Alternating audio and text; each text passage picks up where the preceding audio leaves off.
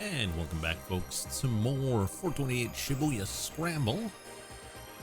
Last time we played, we were pretty stuck.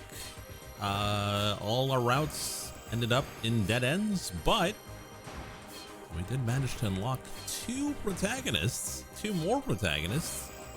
Got Tatno, we got Jack.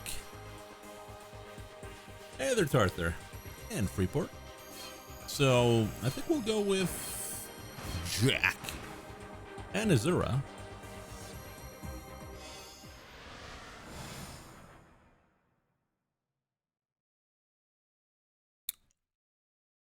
You know what's gonna happen? Oh, why you guys keep doing that? It was 6 o'clock p.m. Alfred had contacted the Motley team at Endo Electronics, and the situation had immediately deteriorated. But the new developments had also provided them with one big chance. A chance that Alfred might appear in person at long last. You did fine. Jack Stanley set his hand on Kano's shoulder. A weak smile came to the detective's face.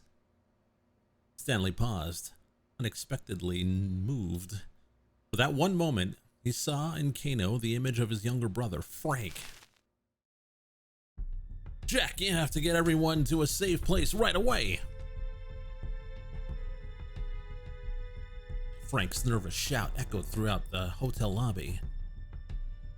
Stanley's younger brother was a member of the bomb and arson squad. Do you want to know what that is? Of course, and of course we have to read it in the stupid chipmunk voice.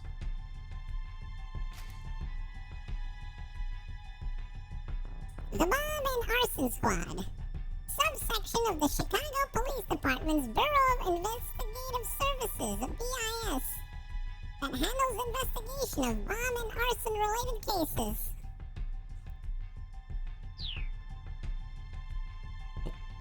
This was 2 years ago.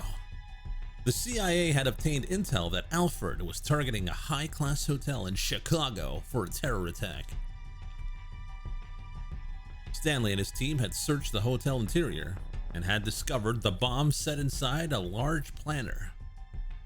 When Frank arrived at the scene and saw the explosive, his experience grew grim. The detonation trigger is set in the worst possible place.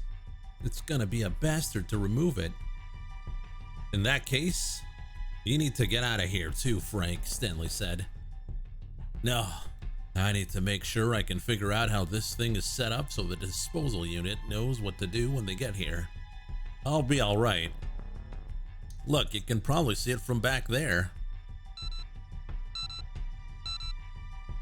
Stanley could indeed see the small explosive from where he stood. It was held in place by several screws. The timer had just ticked down past the 30-minute mark. There's plenty of time left for the disposal guys to get here. Jack, I need you to help finish evacuating the building. There are a lot of people who haven't gotten out yet, but Stanley hesitated. From a cold and logical perspective, Frank was right. He had a job to do, and if Stanley listened to his personal feelings and tried to usher his brother out of there, a lot of innocent people might die. All right, I understand. Heck, if we had something as simple as some dry ice, we could just freeze this thing. Frank grimaced as he eyed the bomb. Dry ice, huh? I don't suppose ice cream would do the trick. That would be a waste of ice cream. You'd be better off just eating it. Of course, even dry ice would be a long shot in place of actual liquid nitrogen. The brothers looked at one another for a moment. The tension dissolved into laughter. All right, Stanley said, I'll be back. Hey, Jack. Once this is all tidied up, I'm gonna need a drink. Let's you and me have a beer together. Oh no. They won't be having that beer. Sure, you got it. Stanley headed to the hotel lobby, which was still overflowing with guests.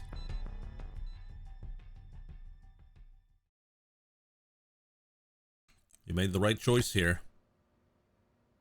Stanley gave Kano a thump on the back, and the detective cracked a tiny grin. What about my choices, though? Debating on his own next move, Stanley stepped away from the others and took out his cell phone. He made a call to his superior, Gordon. Commissioner Gordon.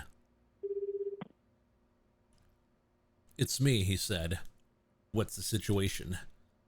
I hear the Japanese police want to put Maria Osawa under quarantine. I'm assuming that's on your order, sir? It is. There's too many important people in Shibuya. We can't allow that virus to get loose. Besides, we now know that Alfred is after Hitomi Osawa. There's no reason to leave Maria at large any longer. If you put Maria Osawa under quarantine, she is going to die. I know that. But there will be far fewer victims as a result. Gordon's words made something inside Stanley snap. In that moment, he lost any inclination to report that he was with Maria. Failure to do so would be dereliction of duty on his part. He knew that well enough. He knew it, but the fact couldn't overcome his revulsion and Gordon's callous attitude towards Maria. Victims are still victims, he said. What was that? Nothing, sir. I'll continue my operation to apprehend Alfred.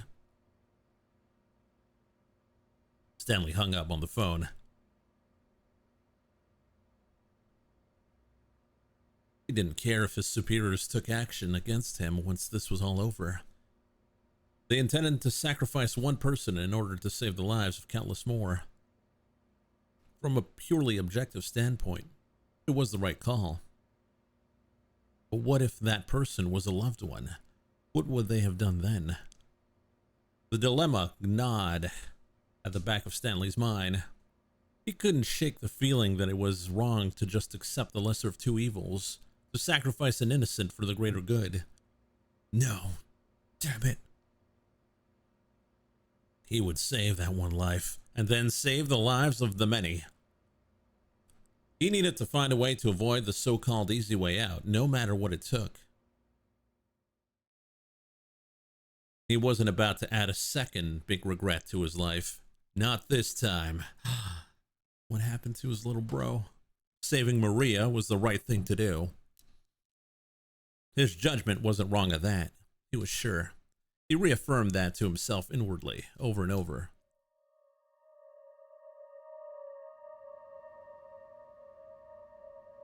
Kano was watching Tatno prepare to depart.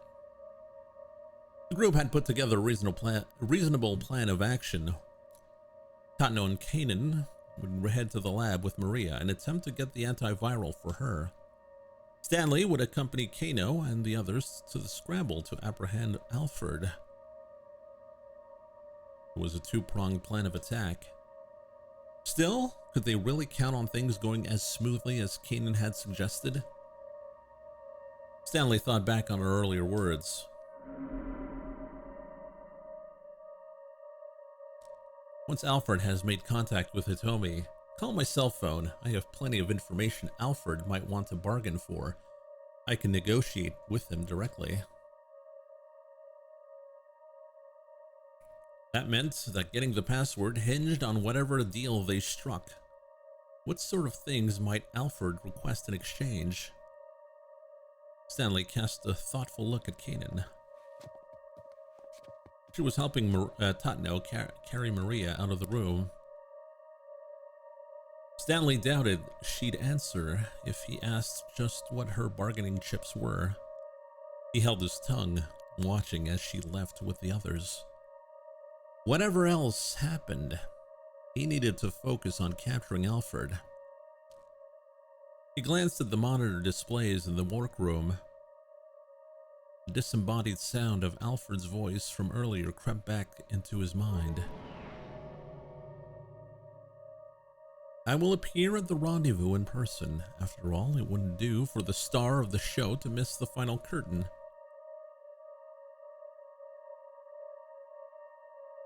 Those words notwithstanding, It seemed absurd that Alfred would actually show up in the flesh.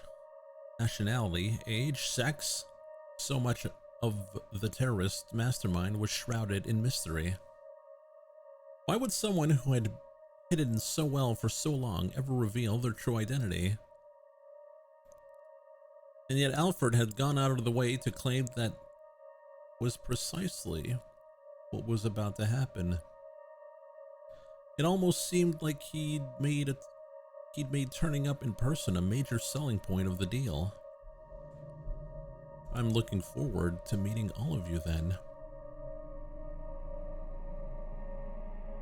There was no doubt about it. Alfred wanted them to expect him on site and in person. So why would that be? He's using himself as bait to lure me and Kanan out. This is a near perfect opportunity to wipe out the two people who are gunning for him the most. That being the case, how might he attempt to kill me once I'm at the scramble? Stanley felt a sudden flash of insight. No, something was off here.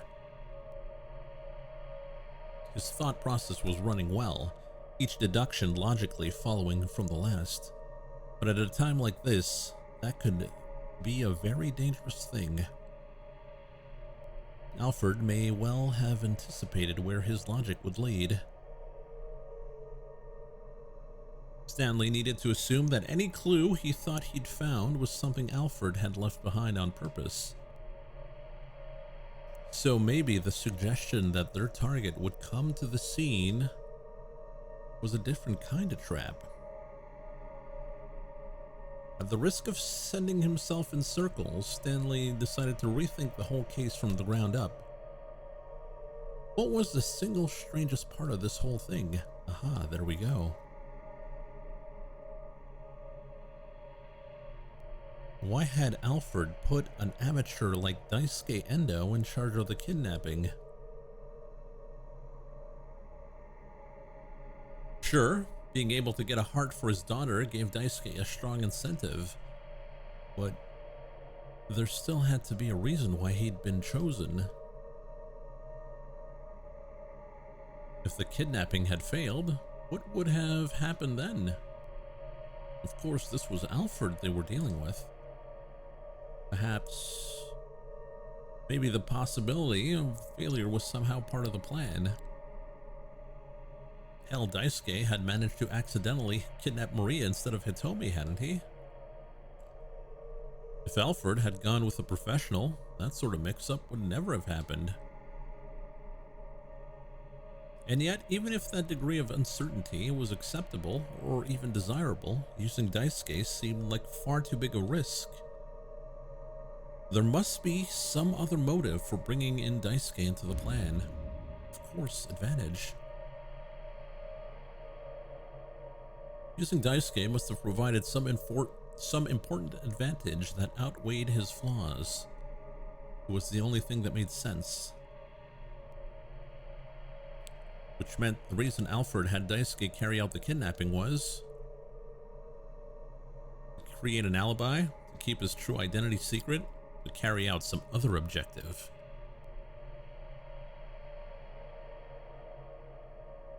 Probably see. He'd set up the kidnapping, devised the ransom relay, and kept the full attention of the police on that. All the while, Alfred himself was working towards his true goal, getting Hitomi's blood. Which meant that Daisuke's kidnapping Maria by mistake had in fact been a misstep. Which is why in the end Alfred had proposed trading the password for Hitomi's blood. Could that really be it? Stanley decided to take it up with the man himself. Mr. Endo, let me ask you something. Did you know that Hitomi had a twin sister before the kidnapping? I didn't know. When did you find out? After I had Maria kidnapped. The organ trafficker took the one look at her and said I had the wrong girl. Said I was supposed to have abducted the younger one. He never mentioned Hitomi having a twin before this all started? No. If I had known, I would have been a lot more careful. Alfred had certainly known that the Osawa girls were twins, but despite the added risk that fact implied, he hadn't told Daisuke. There was only one logical conclusion. Daisuke's mistake hadn't been an accident. Alfred had intended for the wrong sister to get kidnapped. By using an amateur, Alfred had set up the police to write off Daisuke's kidnapping of the wrong target as a simple misstep. Had Daisuke been brought in simply in the name of camouflage? But why? Alfred was after Hitomi's blood. Daisuke was after Hitomi's heart. They both wanted the same thing, so why target Marie instead? Stanley's train of logic had run out of steam again. Still, he was sure that he was on the right track. He just needed to keep following until he found out where that track would lead.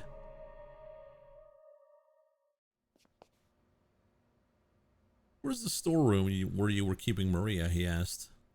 Daisuke hung his head. It's out behind the shop. Why do you ask? Would you mind showing me? There's something I'd like to check. At this point, he needed to go back over everything, right from the beginning. He followed Daisuke out to the storeroom. Speaking of this storeroom, Daisuke said as they were walking to the back part of the building, there's something I've been wondering about. How did Maria manage to escape in the first place? You're certain you locked her in? Daisuke nodded. At 8 o'clock this morning, the Oregon trafficker came by to check up on her. I made sure to lock up the place back.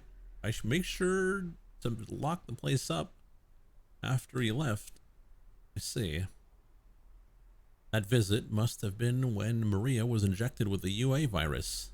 It makes sense based on our working timeline of when we expect her to go symptomatic. When they got to the storeroom, they spotted the padlock that had held it shut lying broken on the ground. Daisuke picked it up and opened the storeroom door. Oh, look at this mess. It was obvious. It was obvious immediately that merchandise had been stolen. I doubt Maria did this, Daisuke said. Maybe some thieves broke in? He made a quick inspection, assessing what had been taken. The digital cameras, laptop computers were missing. This looks like the work of some local thugs. This kind of thing had happened to me a few times before. Daisuke let out a sigh of exasperation. Stanley, meanwhile, was carefully looking around inside the storeroom. She was injected with the UA virus and deliberately released? Maybe. We don't know. We're assuming. Where did you have Maria Osawa? Behind those cardboard boxes. The boxes, he indicated, were piled high, closing off one corner of the room. If Maria were unconscious behind them, the burglars might well have never noticed her. So Maria was able to escape from the storeroom thanks to the burglars breaking the lock, Stanley mused. Just what impact had that stroke of misfortune had on Alfred's plan, he wondered. What had Alfred planned to do with Maria if nobody had broken in? He was gonna kill her. He was gonna trade her for Hitomi. He was going to release her at some later time. I don't know. B?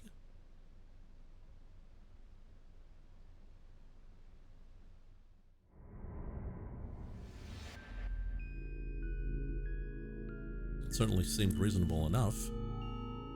He needed to kidnap Maria in order to infect her with the virus first and foremost. And then she had indeed been injected with it at 8 o'clock that morning. Next, Alfred would have carried out a hostage exchange for Hitomi in order to obtain her blood. Maria would be free to go, but infected with UA.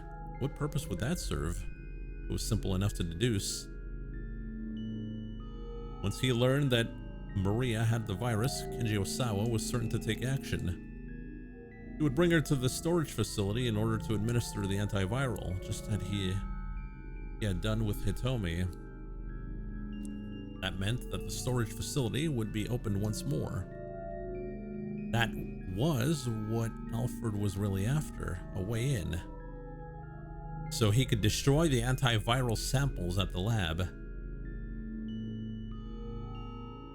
It was the only logical conclusion. Infecting Hitomi 6 days earlier had ensured that she would be carrying the DDS in her body.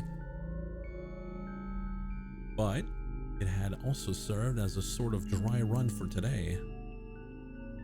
If it turned out that Osawa wasn't able to access the antiviral storage on his own, the entire plan would fall apart. Hitomi had been a test case in order to make sure. The negotiations at the Scramble were almost certainly a smokescreen. Alfred wanted to lure Stanley, the others to the Scramble in order to clear the way for an assault on the lab in the meantime.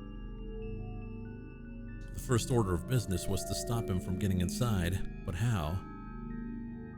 Should Stanley leave the stakeout at the Scramble for Kano and the others while he headed for the lab himself? He couldn't decide that alone. He headed back to the shop with Daisuke to see where things stood with the others. Keep out!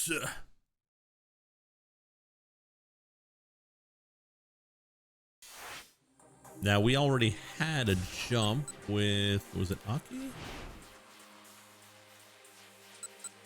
No, not Aki.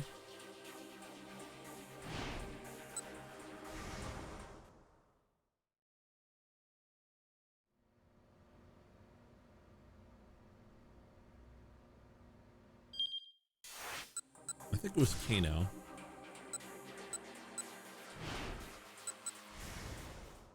Brother.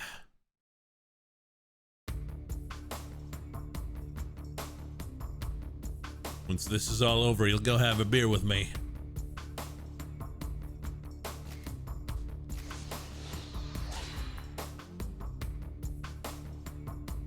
Oh.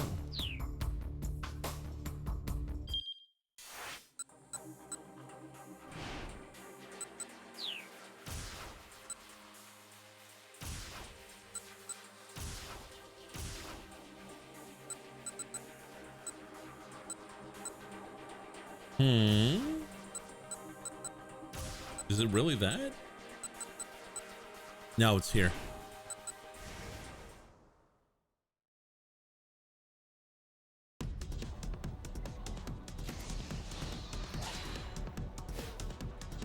But it's with Kano.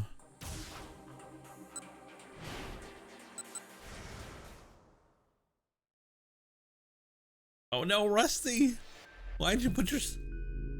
Why'd you say that? Now you have a flag on you.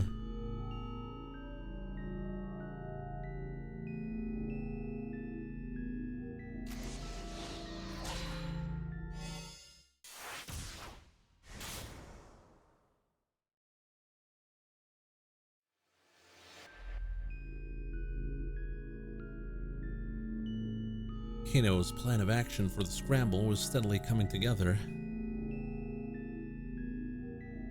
Stanley half listened as the young detective discussed the stakeout with the rest of the group. His own mind was still caught up with the question of what he himself should do. He couldn't shake the conviction that he needed to head to the lab, even assuming that Alfred really did turn up at the Scramble, assuming that he carried out another bioterror attack there. The worst that could happen would be a disaster in Shibuya. Terrible though that might be, it would be far worse to let Alfred, who's already in possession of the UA virus, destroy the world's only supply of the antiviral.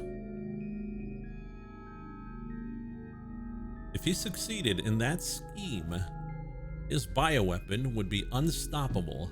It could hold the entire planet in the grip of fear. A terrorist arms dealer must never be allowed to obtain that kind of power. Stanley couldn't take that risk. Even if he was wrong in his suspicions, it only made sense to shore up the defense of the lab. There was only one person he could count on now, Kanan.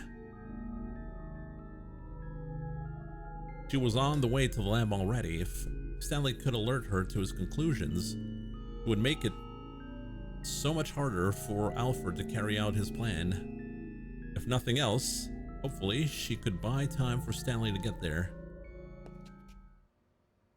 Stanley approached Kano. "You need to go to the scramble without me," he said. "What?" Kano was visibly shocked. "Where's this coming from all of a sudden?" "Please, don't ask me to explain. Something else has come up and I have to see it. See to it." Stanley hated having to do this. He wished he could explain everything. If he made any unusual moves now, though, there was a risk Alfred would pick up on it. There was no telling where the mastermind might be watching. It was better to keep his companions in the dark, just in case. "I understand," Kano said. "Do what you have to and come back soon. I'm sorry. I wish I could tell you more. It's all right. I'll find a way to get by." Kano gave him the thumbs up. The sight brought back some painful memories. Up until just a few hours ago, Stanley had instinctively seen Kano as all too naive. And now he finally knew why. Kano was just like his younger brother, Frank. Oh no. Oh no! "Don't worry, Stanley. I'll fix the bomb." They might have looked very different, but in the way they mixed up their responsibilities with their personal feelings, they were totally alike. Stanley couldn't discount that naivete. In the end, that was all a part of the human condition. "Jack, are you really okay with this?" Frank cast an anxious look at his older brother as they made their way onto the University of Chicago campus. "It's my responsibility to look after you," Stanley told him. "As long as you take your studying seriously, I'm all for it." Frank had been worrying about tuition costs as he prepared for college. After losing their parents 5 years earlier, the two had struggled to get by. "Yeah, but..." Stanley set both hands on his brother's shoulders. "Listen to me, Frank. You're my brother, and I care about you. I just want whatever you do to be something you can be proud of." "All right, Jack. I hear you. And thanks." "Kano, promise me one thing." "What's that?" When this is all over, go have a beer with me." "Sure, all right. That's a promise now, remember." Kano flashed him a grateful smile. And in that smile, Stanley again saw a little something of Frank. We're going back.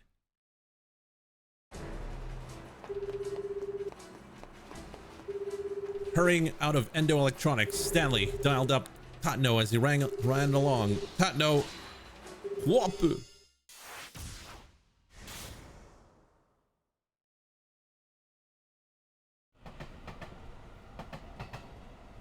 Once they made it past Shibuya Station, the roads were relatively clear.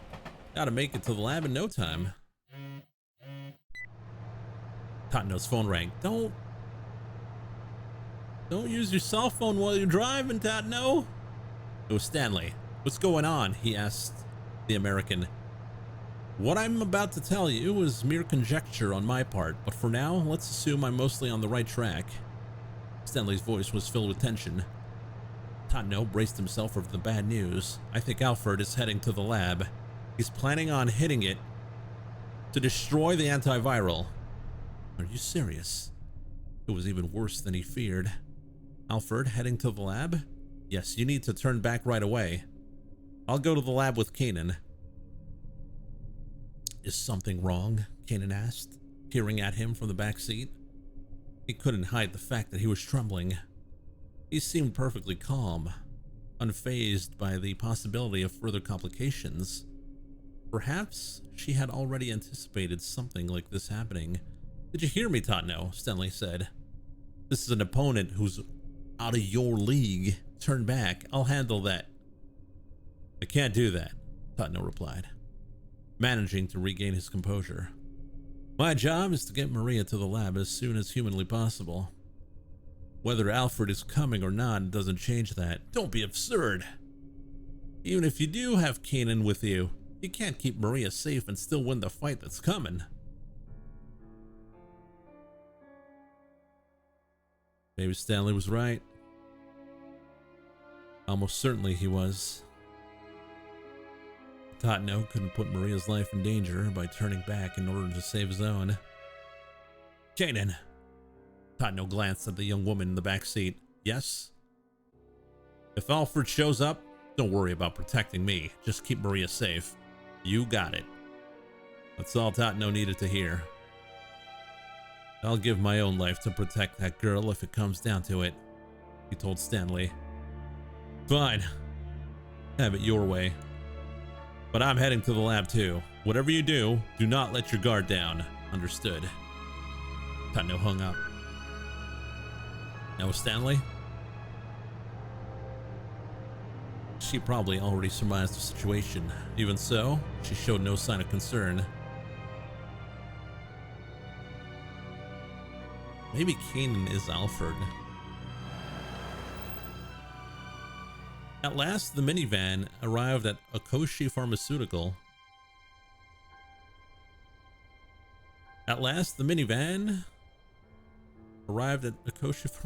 Okay. The Tatno pulled up at the front gate and got out of the vehicle. Off to one side of the entrance was an intercom for contacting the security room. "I'm assuming you've already heard the details from the director," Tatno barked into the intercom. "Open up." "We haven't heard anything from Director Osawa," the security guard spat back. "And moreover, the laboratory is currently in lockdown. I'm sorry, but not even Director Osawa is allowed inside." "That's ridiculous." Tatno scowled at the intercom in frustration. Then a car came racing towards him along the street. The sound of screeching brakes filled the air as the vehicle skidded to a halt. Then Kenji Osawa jumped out of the driver's seat. "Maria!"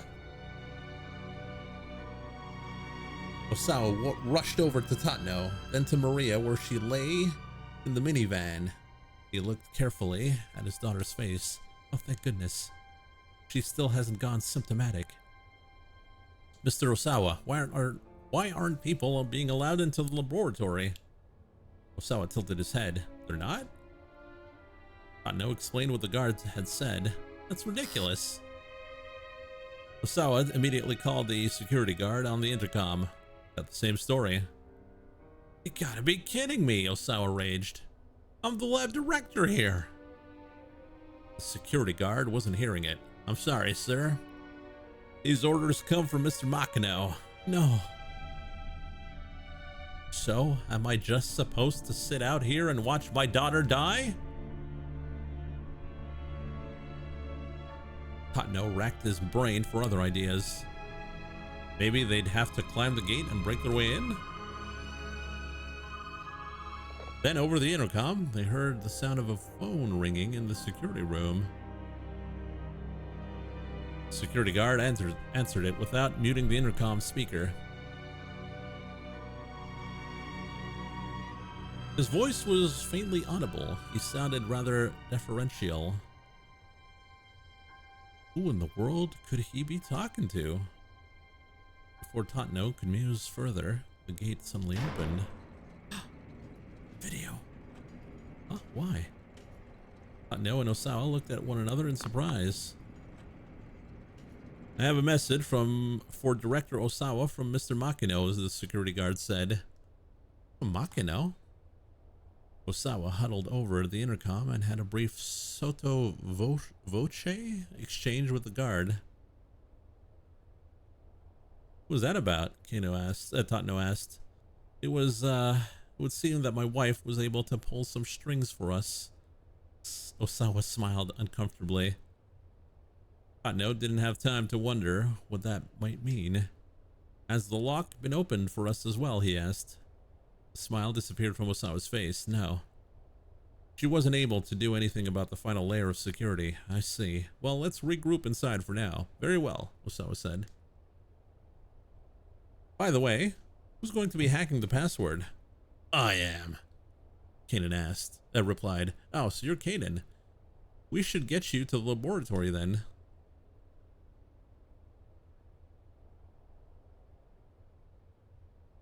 After checking to make sure there was nobody suspicious lurking nearby, Tatno headed into the laboratory with the others. The wife is Alfred? Maybe.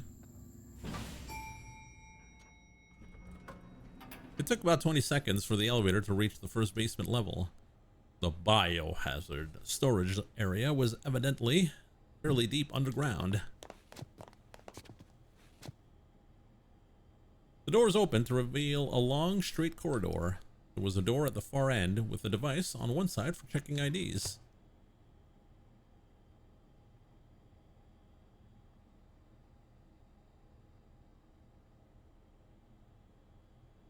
Kanan approached the device, setting the laptop she borrowed from the security room on the floor in front of it. She affixed a scrap of paper with Kenji Osawa's password written on it to one side of the monitor.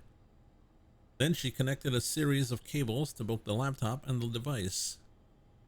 Tatno tried to contain his sense of urgency, focusing on keeping watch over Kanan as she worked. Kanan began to slowly tap away at the keyboard. Her screen displayed a series of numeric values that changed with each keystroke. She checked the changes carefully, timing the movements of her finger according to some formula. The ID device let out a warning sound and the display lit up. Incorrect password.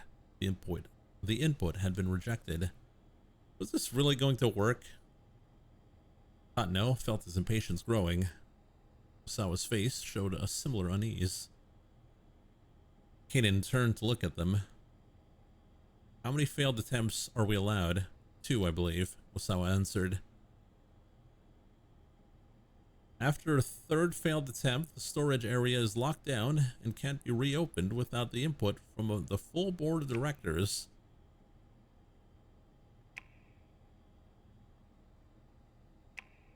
There's a very slight difference in power consumption from the device when it processes a correct password compared to an incorrect one. There's a minuscule difference in the time it takes to run the process as well. If I can analyze those and compare them... Kanan's voice trailed off. She continued working. Is Kanan just brute forcing it? Yeah. First she wrote down password as the password. Then QWERTY 1234 11111. There was another warning sound. Second failed attempt. A single bead of sweat ran down Tatno's forehead. But Kanan didn't so much as bat an eyelash. I see. Her face remained full of confidence. It won't be a problem, she assured them. This isn't my first time with this type of mechanism. Slowly, one at a time, Kanan pressed key after keeping her eyes fixed on the laptop screen. With each keystroke, a waveform at the top of the screen, looking almost like an echocardiogram readout, wobbled slightly. The laptop let out a tiny sound. A sequence of 10 characters appeared on the screen, and Kanan read them off. Tatno jotted them down in his notebook, and stepped up to the scanner to enter the twin passwords for Osawa and Tanaka.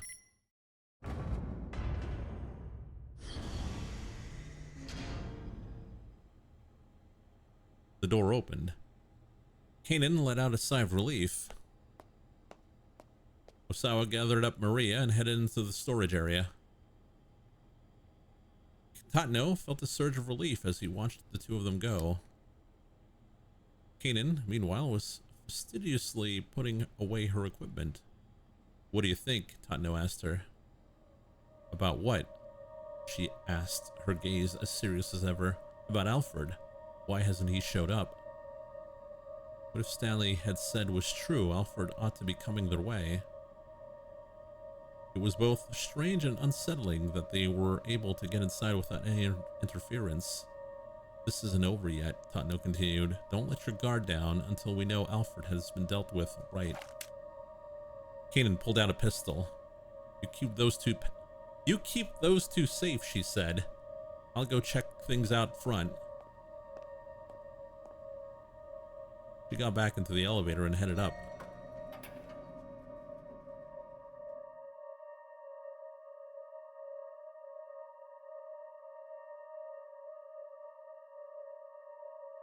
Left alone in the hallway, Tatno was enveloped with an eerie silence.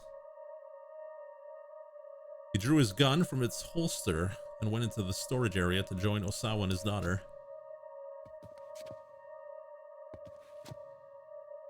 She's leaving to liaise with Alfred? Maybe. His cane and the soles of his shoes echoed on the hard surfaces all around. She might be Alfred. The more I think about it. At the end of the other hallway, Tatno came to another door.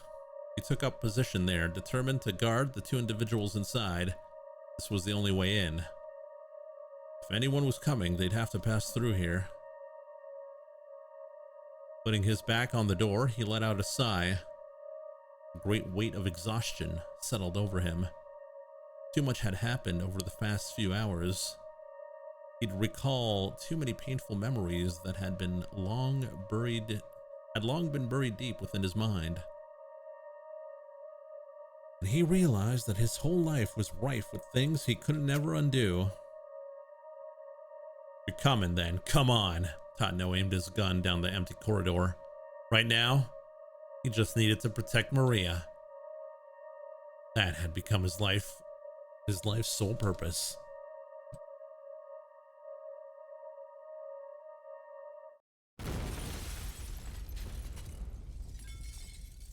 Suddenly, the door that was in front of him had blown off of its hinges with a tremendous explosion. The shockwave traveling down the corridor struck him an instant later. Tatno had neither the time to wonder what had happened nor any chance to avert his fate.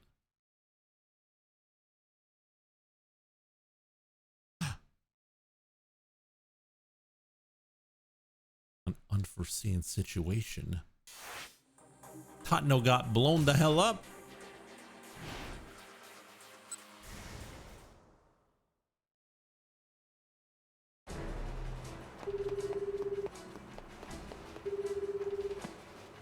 It's Stanley.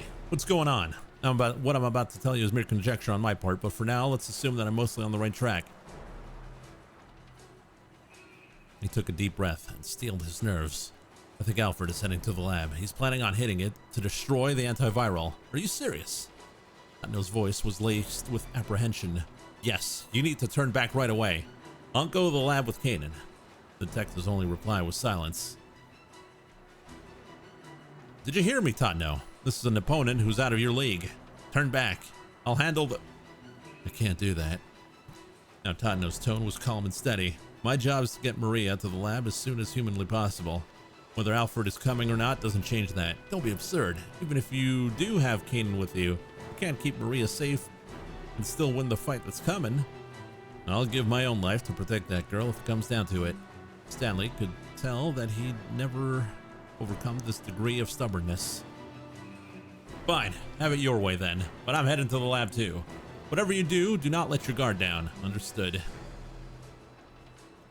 Tatno would be no match for Alfred. If the terrorist spotted the detective, he'd probably kill him on the spot. Reassurance or encouragement would be meaningless. Instead, Stanley left Tatno with one final warning.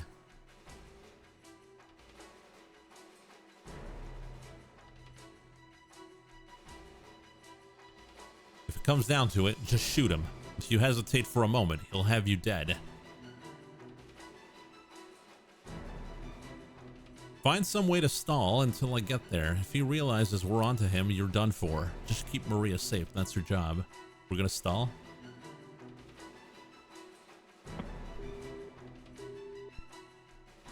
No, hung up without saying anything. Stanley made it to his car, still parked on the roadside. Jumping in, he sped off towards the laboratory. His specialty. What do you mean, stalling? Traffic had gotten pretty congested by the time he made it out to the main road.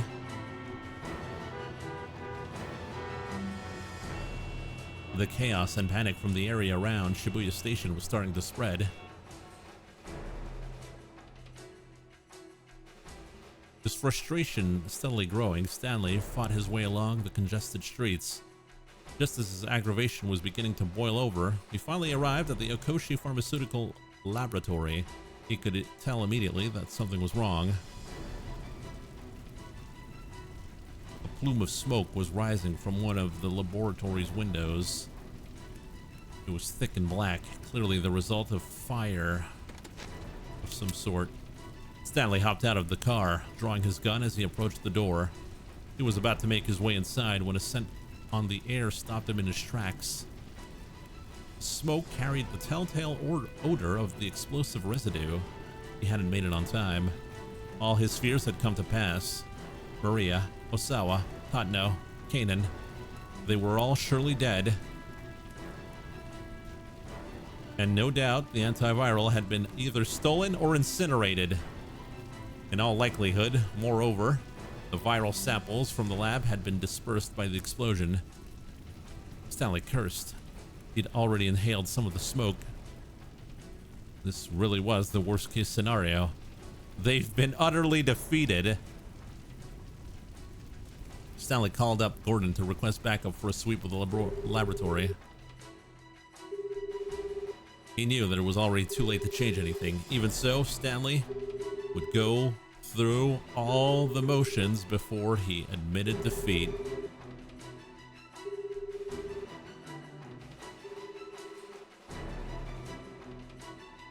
Complete failure?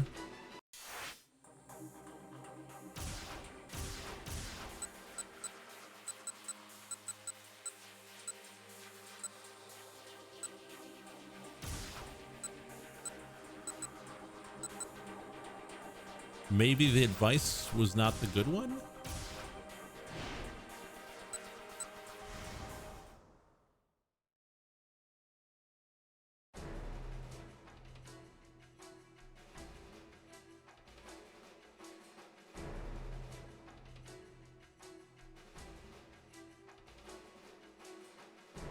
If it comes down to it, just shoot him. We'll try that. I know there was nothing to shoot, but...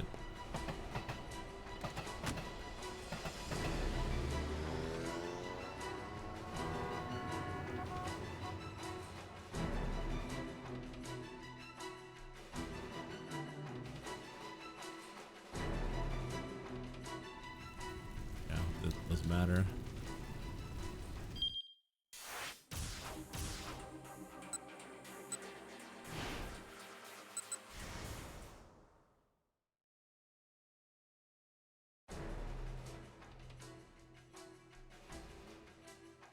Keep Maria safe.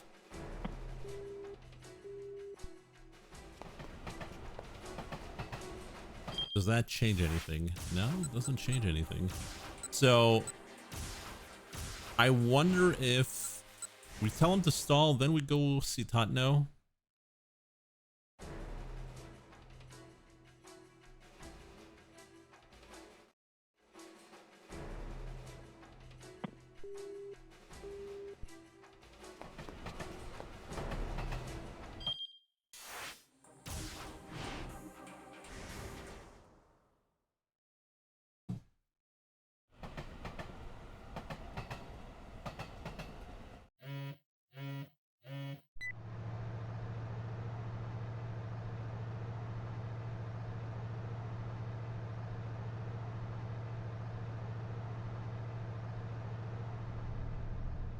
If it's not that, then I am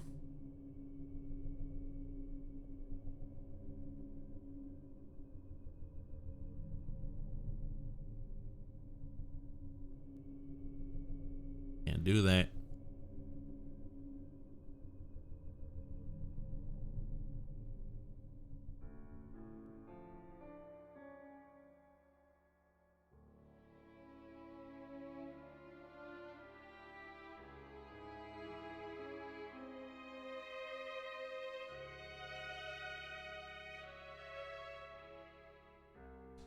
My own life.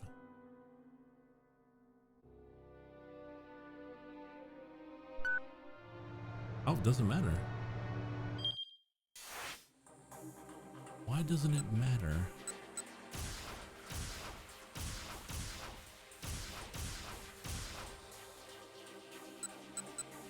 All we have is bad ends now.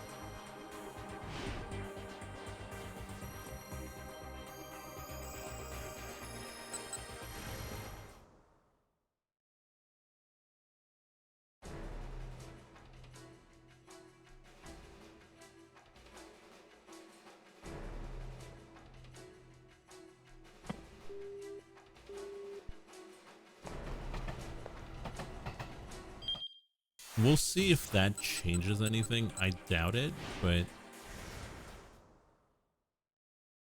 if it shows up on screen, that means something changed. If it doesn't show up on screen, we'll do the other one. If that doesn't matter, then it's a pointless decision. And from there, I don't know. We went through everything.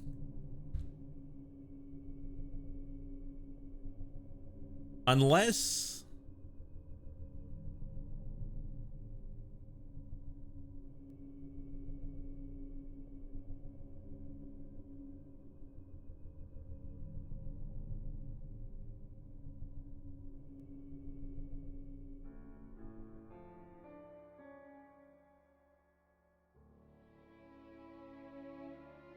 there's nothing we can do.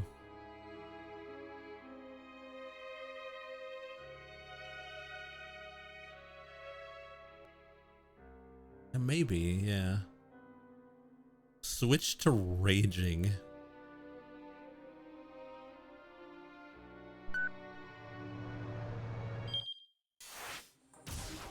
Maybe, yeah, maybe Kano, because remember there was that situation where Kanan should pick up, right?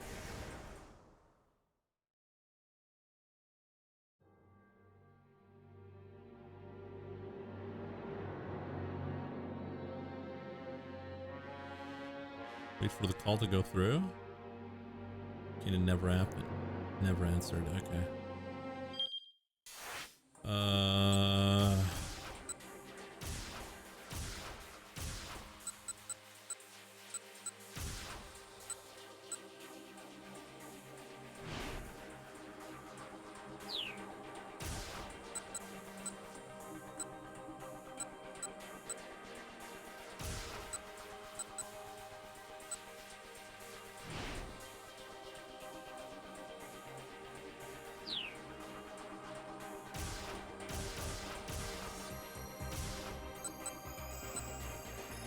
Like, unless it's his deductions that are bad.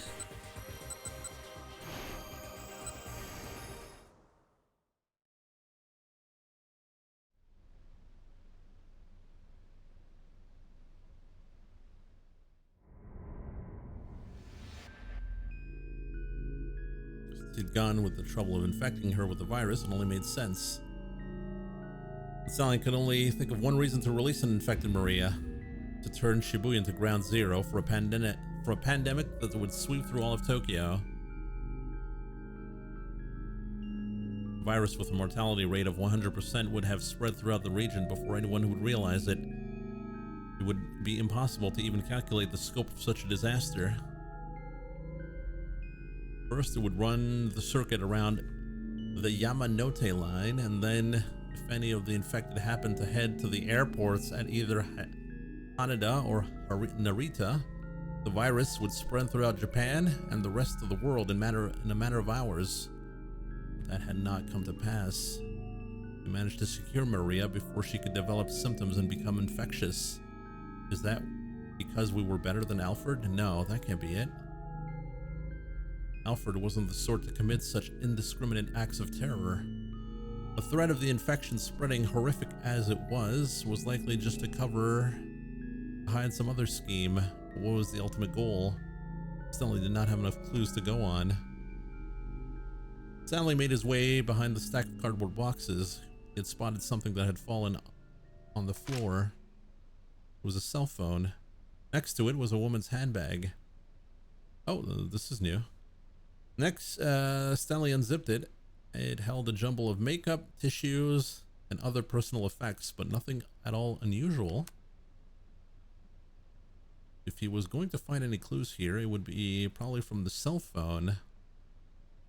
Try turning it on. No response. It appeared to be broken. Let me see that, Daisuke said from behind him. I'll see if I can fix it. Do you think you can? I don't know if I try. I don't know if until I try. But that sign out the front saying that I run an electronics shop isn't for show.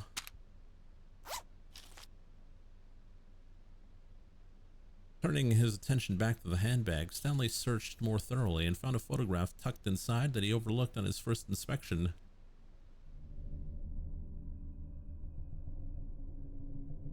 What the hell? He stared at the image, swallowing the lump in his throat.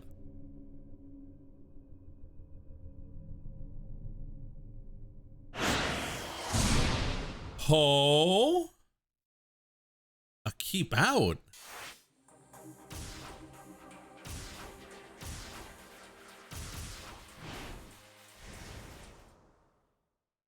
So Kanan is Alfred.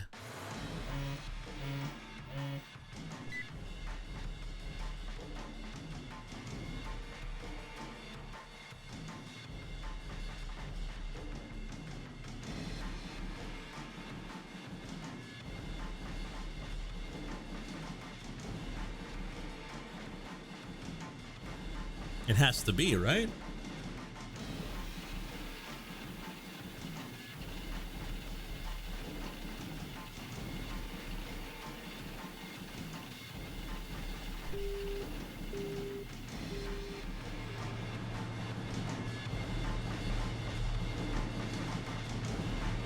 The photo is probably of Maria and the real Kanan. Oh, that would be crazy.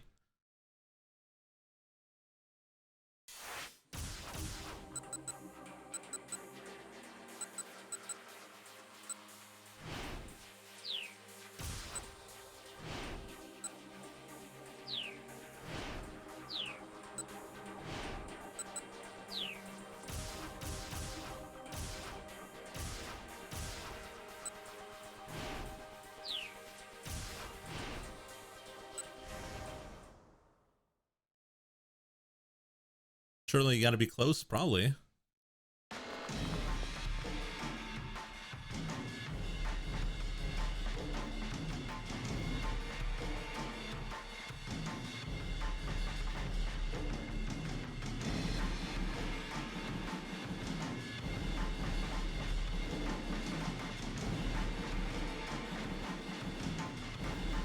Me lost?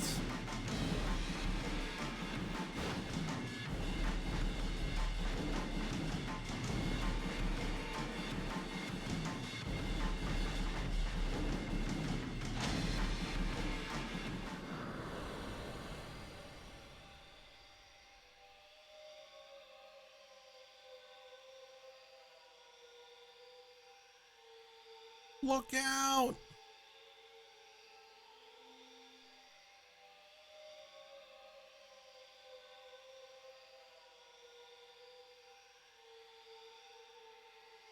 Oh. It's changed. Okay, so the SOS members fanned out, positioning themselves as best as they could to intercept the falling vials. Kano likewise prepared to catch one that was heading straight towards him. As he did, he caught sight of Palmer speeding away. Kano made up his mind on the spot. There was only one right call here, and he needed to make it. He had to protect the lives of the people. As much as he wanted to apprehend this criminal, he couldn't sacrifice innocent people to do it. Kano caught one of the vials deftly in both hands.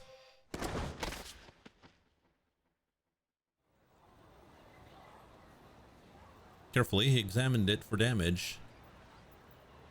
Seeing that the vial didn't appear to be broken, he let out a sigh of relief. Then he looked around for Palmer, but there was no sign of him. Darn it!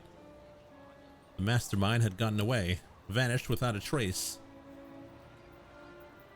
Amidst the frenetic crowd of the scramble, a lone criminal could blend in an instant, becoming just another pedestrian. Trying to find him now would probably be a hopeless endeavor. The vials were just full of water.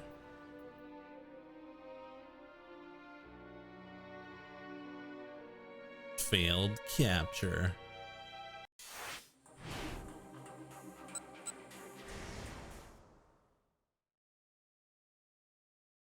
Let the corona drop? Might as well.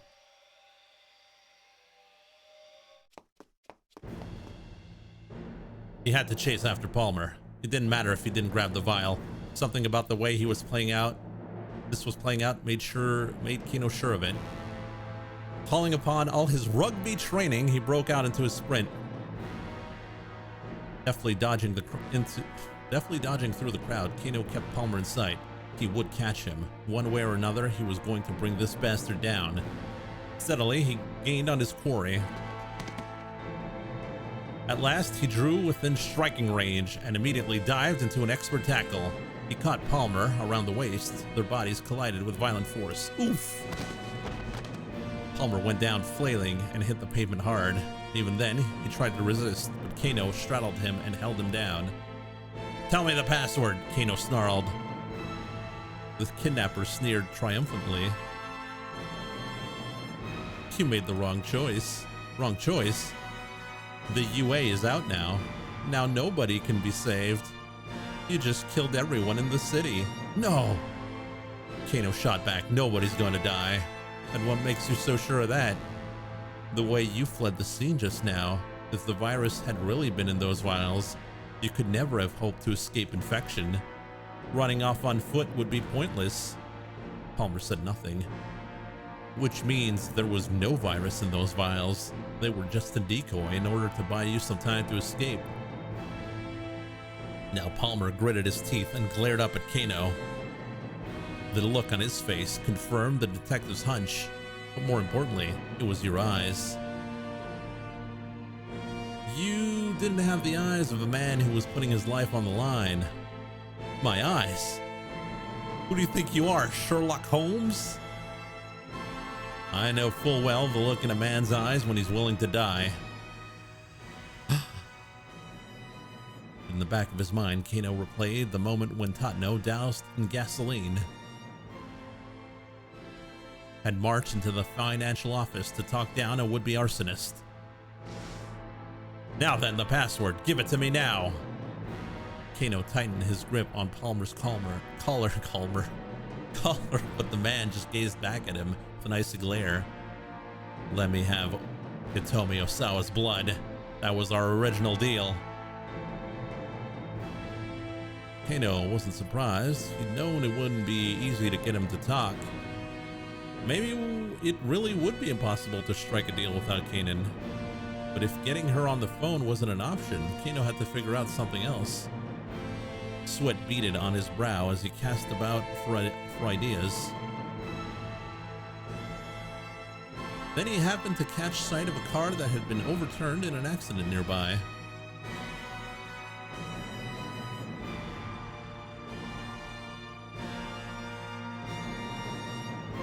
Gasoline had spilled from the vehicle, creating a broad, dark puddle on the pavement.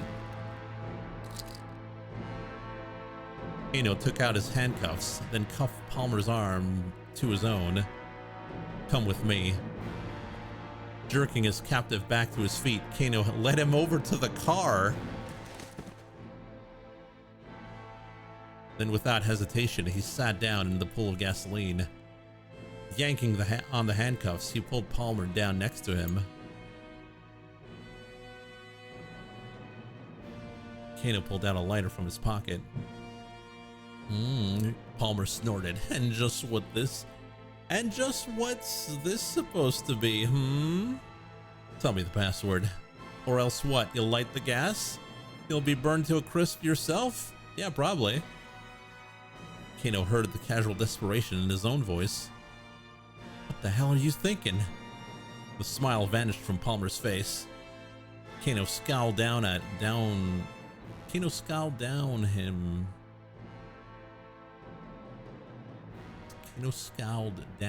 to him. I just want to know the password. I'm getting revenge for my partner. Even if I die, my friends will avenge me.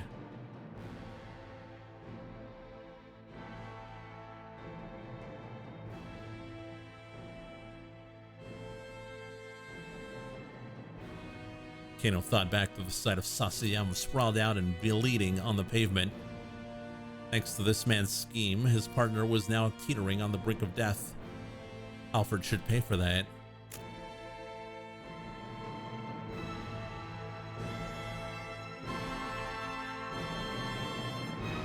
Calmly, Kano flicked the lighter on. You can't be serious. Palmer's eyes fixed on the tiny flicker of flame. The password. You value your life so little? The password. In his mind, Kano could see the pages of the Dick diary clear as day. Dick dictum number 1. Never lose sight of what you're supposed to protect, ever.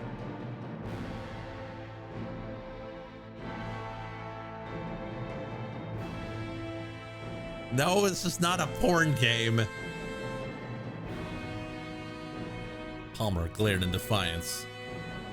Kano brought the lighter closer and closer to the gasoline. He could practically feel his own life growing shorter as his hand descended, yet he felt no trace of fear. His body was numb, his senses strangely distant. Time seemed to slow. The world around him dissolved into a blur. He was surprised at how calm, how remote he felt. Here in the midst of this life or death confrontation. And then far in the depths of Palmer's eyes, he saw the barest hint of doubt. He fixed his gaze on that point of weakness and did not look away. Palmer's shoulders slumped perceptibly. Now Kano was certain of it. This was a man who never put his life on the line before. Chizuo's words sounded in the back of his mind. You need a cool mind, but a fiery spirit. A detective without both of those is worth nothing. Let me go. Promise to let me go and I'll tell you. Is that your answer? I don't think you quite understand the situation here. Kano brought the flame still closer to the gasoline. Palmer's eyes went wide. No longer was he able to hide his trembling uncertainty. All right, I'll tell you. Just put that thing out. The password first.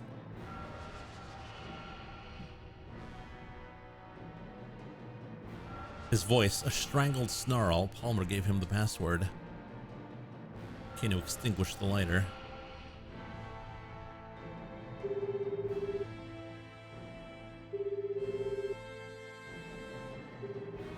Pulling out his cell phone, Kano dialed up Osawa.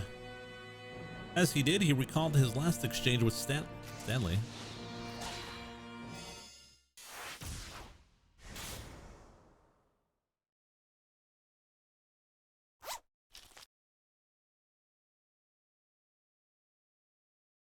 What the hell? He stared at the picture, swallowing the lump in his throat. It was a photo of Maria standing next to another young girl. There was something written in marker on the back. Me and Kanan, 7:30. Stanley hurriedly flipped the photo back over and looked at it again. What does this mean? The girl in the photo with Maria looked nothing like Kanan, who had been there at Endo Electronics, who had left with Maria and Tatno just a few minutes ago. But if the girl they were working with wasn't Kanan, then who was she?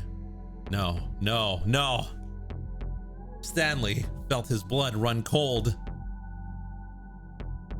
Could she be? Was she Alfred? The more he thought about it, the more it all added up. Had Maria seen Kanan? No. No, she got knocked out. Assuming Alfred was masquerading as Kanan, the whole sequence of events suddenly began to make sense. She was strikingly audacious and fiendishly clever, but she hadn't outmaneuvered them just yet. As luck would have it, they still had a chance to stop her. At long last, Stanley could see the outline of Alfred's plan. Her goal was to get to the antiviral, but extracting the DDS from Hitomi's blood wasn't enough. Ikoshi Pharmaceuticals still had the drug at their laboratory. The antiviral's value came specifically from having a monopoly on it, which meant that, in addition to obtaining the drug herself, Alfred also needed to destroy Ikoshi's research facilities. That was the crux of her plan. The problem was finding... Yeah, but Alfred looks like she's 15. Why can't they just make more? Because they're gonna blow it up.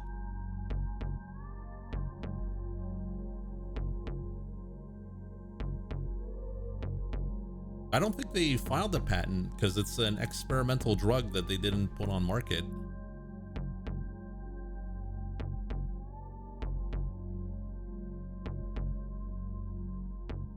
The problem was finding a way to infiltrate those facilities.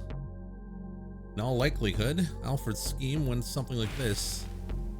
Have Maria Osawa kidnapped, then infect with the UA virus.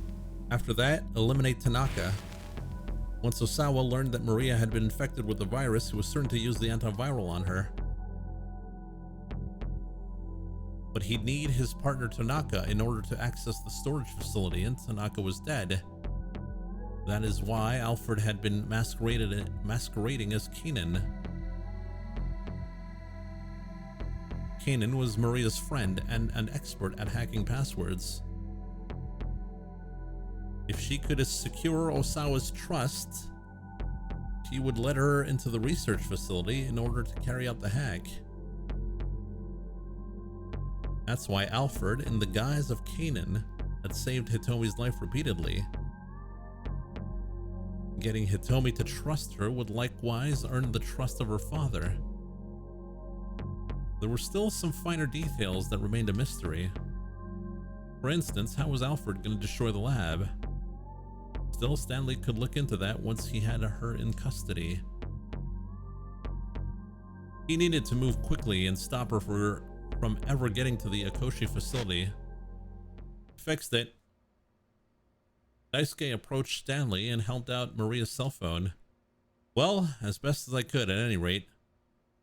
It looks like it'll get a signal, but whatever data was on it is all gone. I see. Stanley took the phone and put it in his pocket. He had hoped he might have been able to learn something useful from it, but luck evidently wasn't on his side. It was just going to have to go against Alfred with what he already had. Now that he'd guessed what really was going on, Stanley went to talk to Kano. You need to go to the Scramble without me. What? Where's this coming from? Don't ask me to explain. Something else had come up.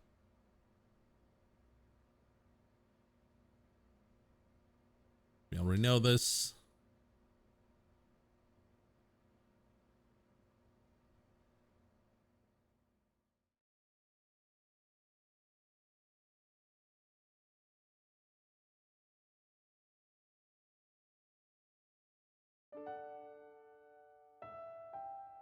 Yeah. Thumbs up, baby.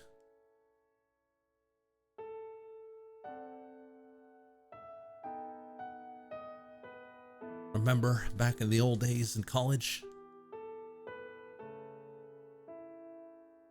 Hey, wait a minute.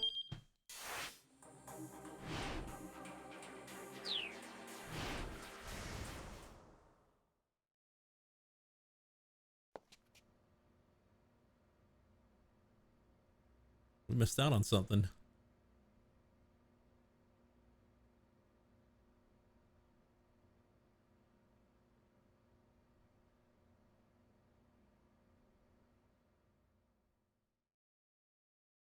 Little thumbs up.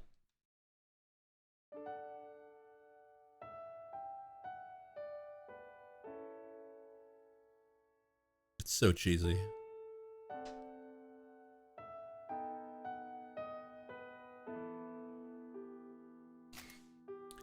The University of Chicago, a private university in Chicago, Illinois, lauded as one of the foremost research institutions in the U.S., more than 90 alumni have been awarded the Nobel Prize.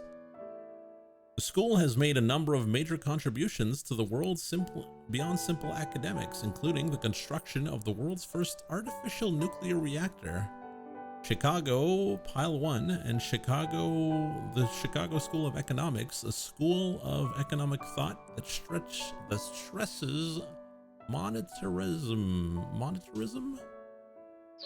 Okay.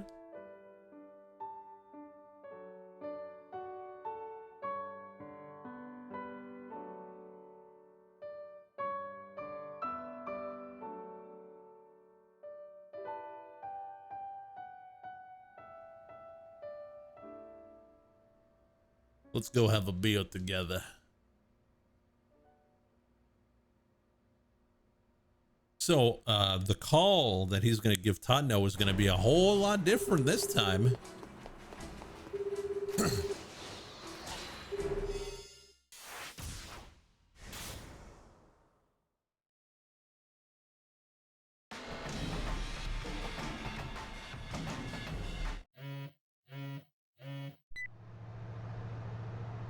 Stanley, what's going on? He asked the American. Listen carefully. Your life may depend on it. I'm going to ask you some questions. If the answer is yes, say that's right. If it's no, will do. For a moment, Totno was bewildered. From the urgency in Stanley's voice, however, he realized that this was some kind of emergency. That's right, he said after a moment's thought. That ought to let Stanley know that he understood the code. Is Kanan with you right now? That's right. That Kanan is an imposter.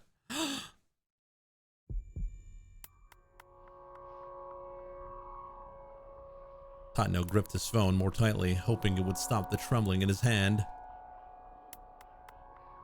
It's her, Stanley said. She's Alfred. The detective had to stifle a gasp of alarm. I saw her vent. I don't have time to fill you in on the details, but I've got some pretty incontrovertible evidence. You need to turn back now. Struggled to come to terms with what he just heard. He glanced at Kanan through the rearview mirror. She was holding Maria tightly in her arms. Was this really all an act on her part? And if so, why? There was only one possible reason. If Kanan really was Alfred, then she had only one goal. She was pretending to help Maria in order to get to the lab, where she would be able to steal the antiviral. But wait, hold on. Kanan was Maria's friend, wasn't she? Hitomi had said as much herself. Kanan is my sister's friend. Maria certainly knew what her own friend looked like. And since it was obvious that Maria might be present, it didn't make sense for a clever imposter to pretend to be Kanan. Or did it?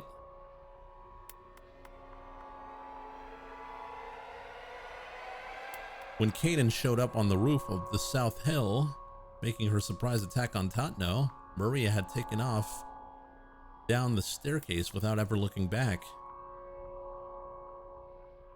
And when she turned up at the Endo Electronics workroom, Maria had already collapsed and fallen unconscious. Tatno felt a chill spreading through his body. As far as he knew, Maria had never actually seen the girl who was now sitting in the back seat. She killed Maria in engineering. Damn. But then what about Hitomi? Couldn't she have known what Kanan looked like? Tatno tried to remember what Hitomi had said. Kanan is my sister's friend. I just met her for the first time today. Ah, shit. If they had never met each other before today, then maybe Hitomi didn't know what the real Kanan looked like. That was the only explanation that made sense.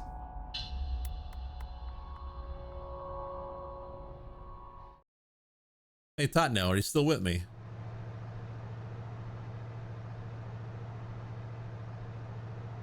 Stanley sounded like he was on the verge of panic. At any rate, you need to find a way to turn back without her realizing what's going on. Even if Kanan really was Alfred, Tatno had to keep heading towards that lab.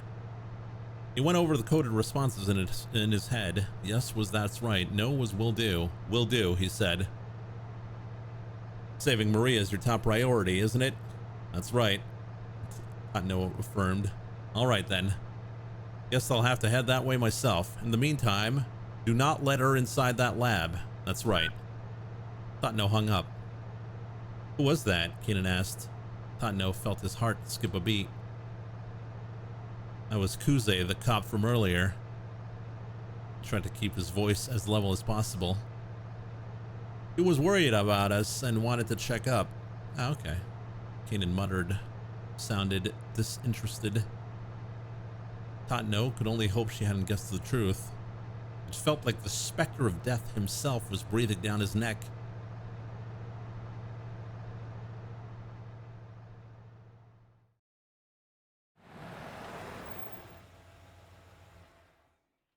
At last, the minivan arrived at Okoshi Pharmaceutical.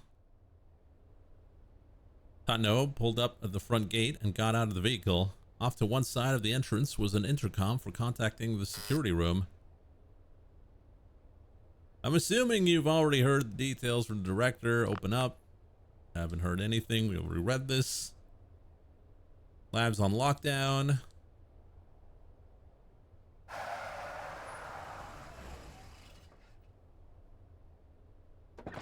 Kenji Osawa, Maria.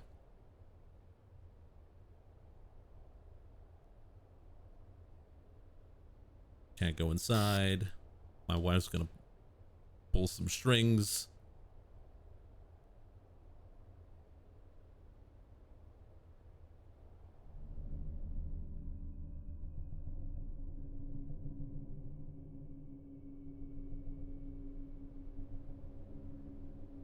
Tatno racked his brain for other ideas.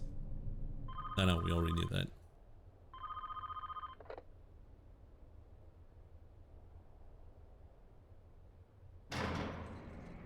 Video.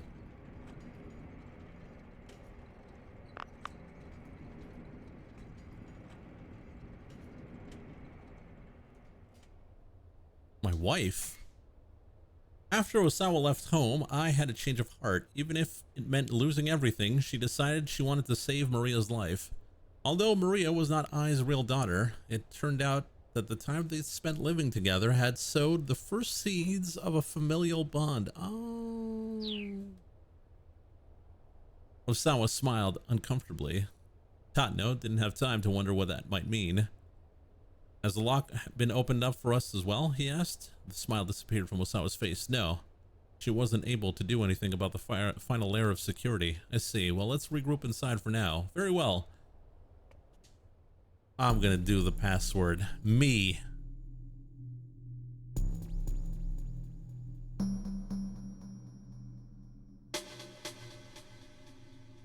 If Kanan really was Alfred, Tatno couldn't let her into that lab.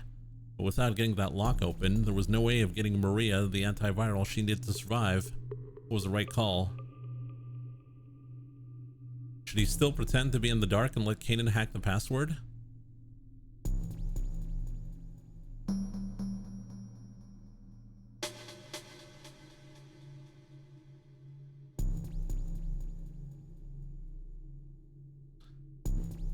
Do we let her in the lab?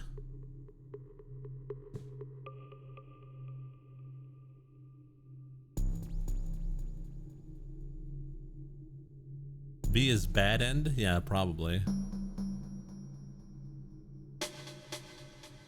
Tatno knew exactly what he needed to do. What's the matter? Osawa turned and cast a look of confusion back at Tatno and Kanan, both whom had stopped in their tracks. We'll wait out here, Tatno said, but, I mean, isn't Kanan going to hack the password? There's been a slight change of plans. Go ahead and wait for us at the lab, Director. Alright, but we don't have much time before Maria develops symptoms. I'll be inside. Please don't keep me waiting too long. With Maria in his arms and a worried look on his face, Osawa hurried through the gate and disappeared from view.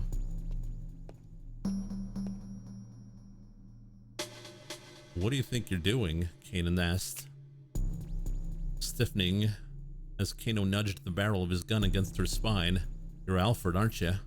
I have no idea what you're talking about. It's no use trying to play dumb. Stanley found proof. Before he finished speaking, Kanan seemed to disappear from view. What? She cartwheeled away at blinding speed, too quick for Tatno to keep a beat on her. By the time she righted herself, she already drawn a gun of her own. Abruptly, he found himself facing her in a stare down, weapons aimed at one another.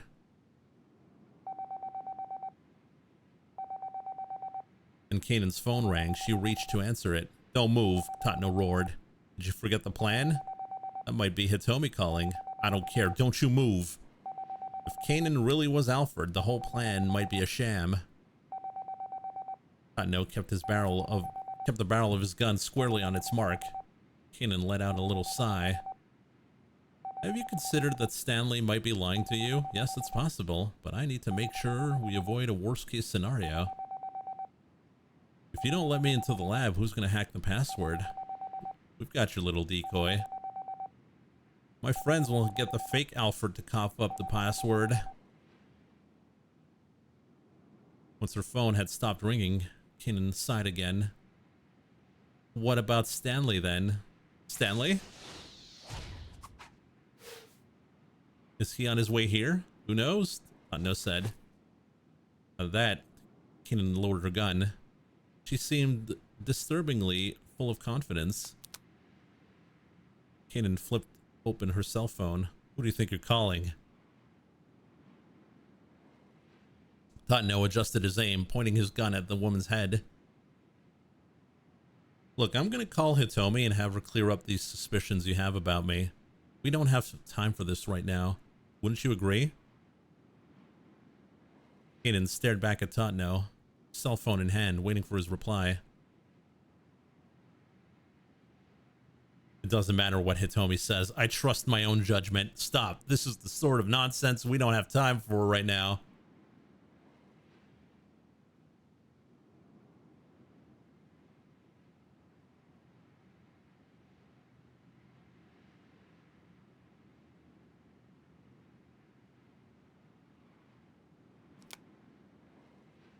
Kanan shook her head, put the phone away. If you're really Alfred, then you don't actually need to hack the password, Tatno said. I'm guessing you've already gotten it from Tanaka. Which means you'll be able to get your hands on the antiviral as soon as you get into the lab. Kanan didn't so much as flinch. The only thing stopping you is the antiviral still in Hitomi Osawa's body. Possessing the antiviral and having a monopoly on it are two very different things. You want to eliminate Hitomi. That's why you lured her down to the scramble. Am I wrong? If that's true, then how am I planning on getting rid of her? Using this so-called substitute Alfred or something? Yes, that's right. Totno couldn't be certain, but he couldn't think of any other way. Kanan let out a laugh. You don't know the first thing about Alfred, she said. Alfred keeps the outlines of his plans blurred so that his deliberate actions just get lumped in with the coincidences. That's the crux of all his plans. That's how he's able to pull off his schemes all by himself. He'd never solicit help from a third party. The words seemed like they were Kanan's, but also seemed like they were Alfred's. With his gun still at the ready, Totno got his phone and called Kano. The young detective was quick to pick up. Detective Totno, what's going on? You need to get Hitomi Hisawa to safety immediately. Alfred isn't trying to get at her blood. He wants her eliminated. What? Hurry! Yes, sir. Once he got Kano's confirmation, Totno hung up.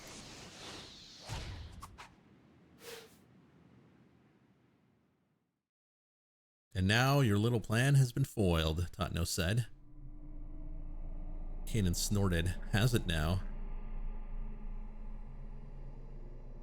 If I really am Alfred, then all I need to do is eliminate you here and head right into the lab. Even without her gun raised, she still radiated intimidation. Totno might have had her at gunpoint, but he could still feel the threat of her presence like a gathering storm. Eliminate me, he said, doing his best to mask any sign of weakness. You're the one who doesn't have your gun ready. I don't need my gun, Kanan said simply. And why's that? Because you can't shoot me. What's that supposed to mean? Kanan glared sharply at Totno. Her look pierced him like a blade. Then she quirked an unsettling smile and took a step closer to him. Don't move, he warned. Totno said. Try anything funny and I'll make sure you'll regret it. I don't want to pull this trigger if I don't have to.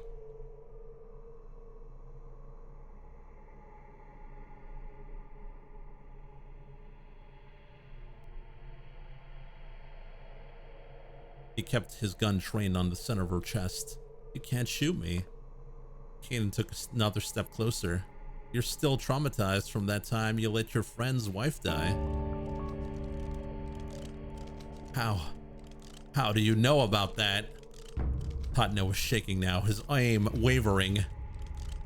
I heard you talking with the younger detective on that rooftop. I was right, she had been there. Let's test my theory out. Kanan pointed her index finger at her own heart. If you think I'm Alfred, then shoot me right here. Huh?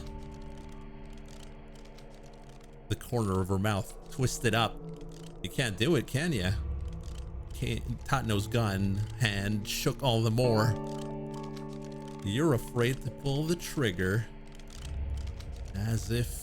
It was as if her words were a spell that she had been casting over him. You can hardly even stand the thought of pointing your gun at someone. Totno shook his head violently back and forth, but he couldn't get Kanan's words out of his head. If it comes down to it, just shoot her. If you hesitate for a moment, she'll have you dead. That's what Stanley had said, and he was right. Don't hesitate. Don't think.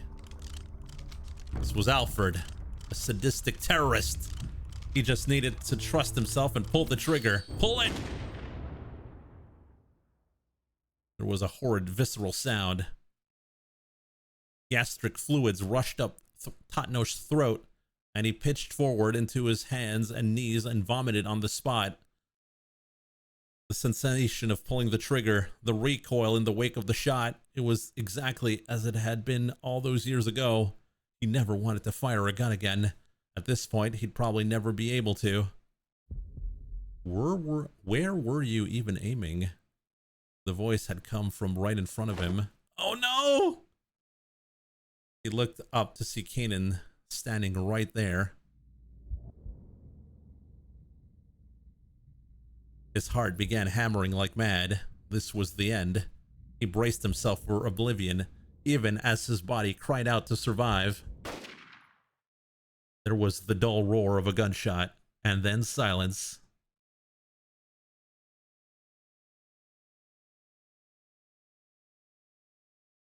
Todd, no! No!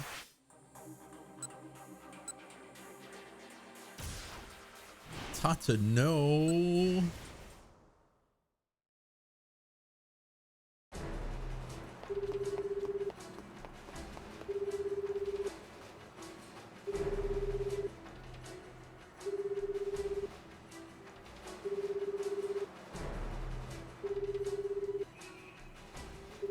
He told Totno to respond with a "that's right" to mean yes, and "will do" to mean no. There was no time for anything more complex. Right now, Stanley just needed to stop Alfred from getting into the lab. He quickly explained his suspicions about Kanan. Totno sounded distinctly unnerved. At any rate, Stanley said, you need to find a way to turn back without her realizing what's going on. Will do, Totno replied. So he was going to head to the laboratory despite Stanley's instructions. Saving Maria is your top priority, isn't it? That's right. The detective's affirmation was firm. All right then. I guess I'll have to head that way myself. In the meantime, do not let her inside that lab. That's right. Totno was no match for Alfred. If she figured out what was going on, she would probably kill him on the spot.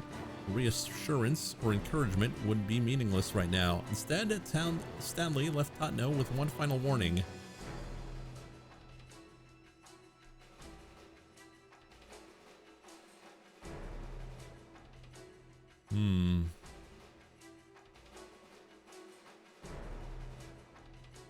What? I mean, that was our... That's what we told him, and he blew it. He can't shoot, so... Find a way to stall?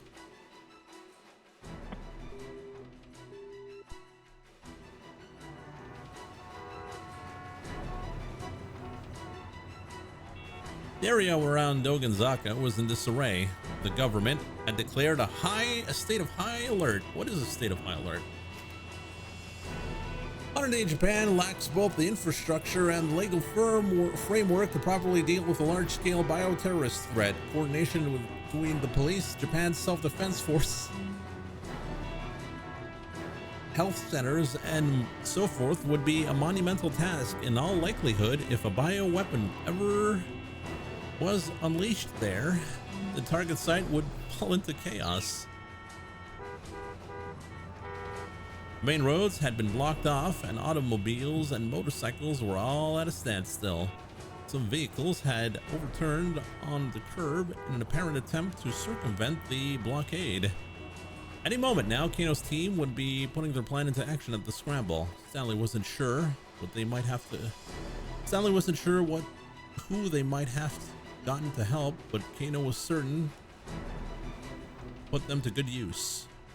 Please stay safe. Don't you dare die on me. Stanley prayed silently as he darted underneath the railway overpass. He made it to his car, still parked on the roadside and fortunately beyond the blocked off area. Jumping in, he sped off towards the laboratory.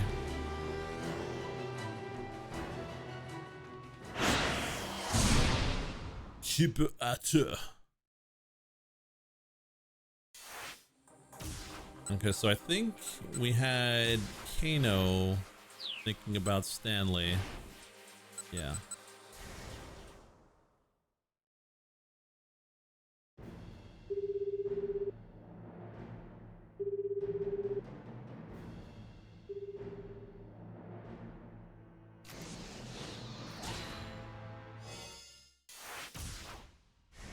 Oh. No.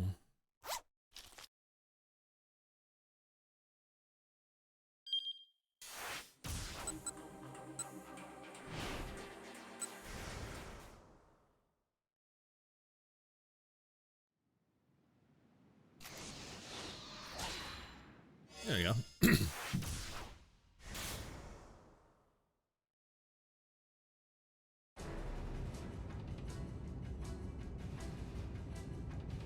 As he drove along, Stanley tried to deduce Alfred's plan of action. If Alfred herself was on the way to the lab now, then what was the objective of the fake who had been sent to the scramble? To act as a decoy to get Hitomi's blood? Indiscriminate terrorism. Probably decoy. Surely that was the imposter's purpose. But it wouldn't be a simple matter of providing a brief distraction. Alfred had been careful to wipe out almost everyone she'd been associated with in the past.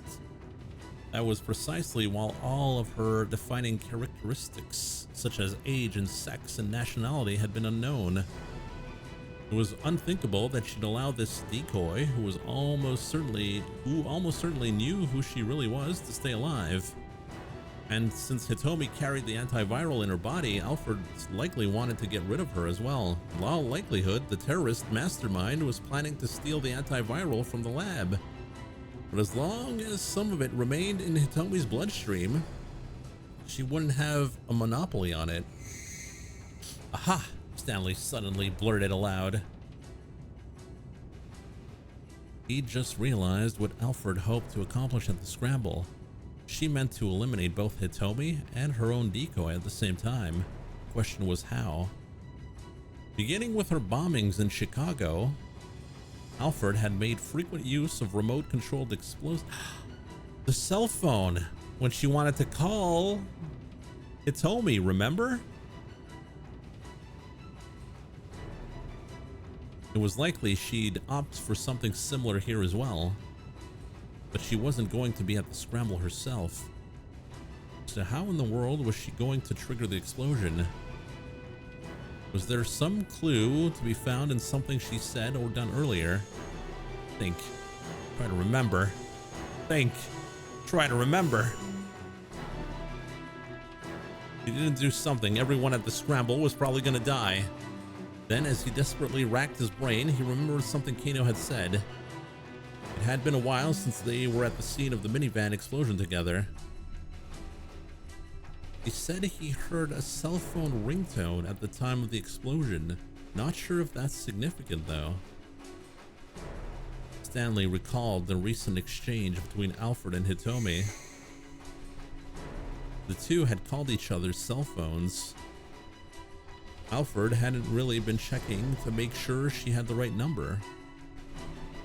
She'd been checking to make sure Hitomi hadn't changed her ringtone. That was it. The bomb was set to detonate in response to a specific piece of music. And the ringtone on Hitomi's phone was the trigger. Where could the bomb be hidden then? Stanley didn't have time to think. It's in the statue of Hachiko. He needed to alert Kano and the others right away. As he pulled out his phone again, he recalled the map of the stakeout positions. Kano would probably be right next to the decoy Alfred.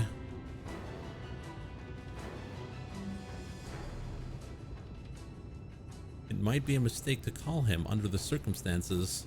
Maybe he couldn't risk calling Kano, but he could call Aki. Stanley dialed Aki Endo's number. Please don't let me be too late, he muttered to himself as he waited for the call to connect. Aki was quick to pick up. Aki! Can't jump. Mr. Stanley? What's going on?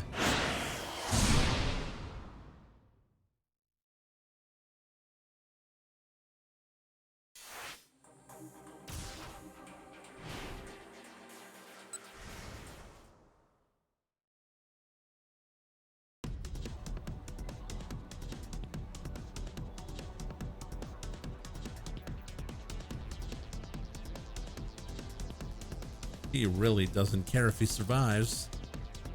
Oh no. He was going to unleash the virus, accepting that it would kill him too. Alfred met Aki's eyes, and seeing the haunted realization there, the terrorist flashed a wicked grin. Enough of the high and mighty-ack, Sumi shouted. He began to stomp towards Alfred, but he didn't reach him in time.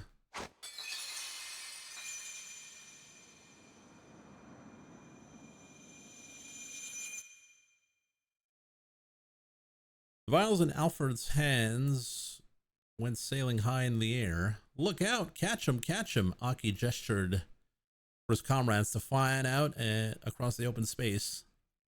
The vials seemed to have almost vanished against the backdrop of the evening sky. How many of them had this guy even thrown? There was no way to tell for sure. And even if one of them broke open, it would be a death sentence for Shibuya. They had to make sure they caught them all. Spinning around in the midst of chaos, Aki saw Susumu catch one vial deftly. Many of the other gang members appeared to have done the same. There's one more over there. The desperate shout had come from Hitomi. She spotted a vial sailing in a high arc away from all the SOS members. Darn it! Aki launched into motion, ignoring the searing pain in his leg, but the falling vial was so far away. Yag! It was now or never. He threw himself into a headfirst slide. Nice catch! The gang members broke out into cheering and applause. Aki got to his feet and looked around. There was no sign of either Kano or Alfred. Hey Aki, if you're looking for the detective. Susumu gestured with his chin. Aki saw Kano far away across the scramble, chasing after Alfred. Soon both men were lost in the crowd. Aki would have charged off in pursuit as well, but his wounded leg made that impossible. Get him, detective, he murmured under his breath. We're counting on you.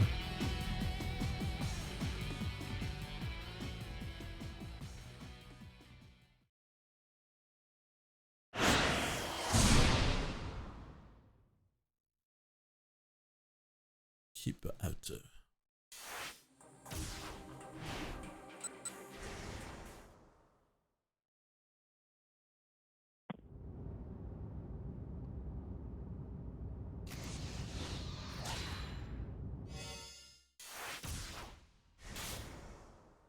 Now the gang has a bioweapon. Yeah, that's fine. Eventually, Aki spotted Kano on the far edge of the crowd. The detective pumped his fist with victory. It looked like he'd gotten Alfred to cough up the password. Thank goodness. Finally, some really good news. Now Hitomi and Maria were both safe. A surge of relief ran through Aki's body. Unexpectedly, his cell phone rang.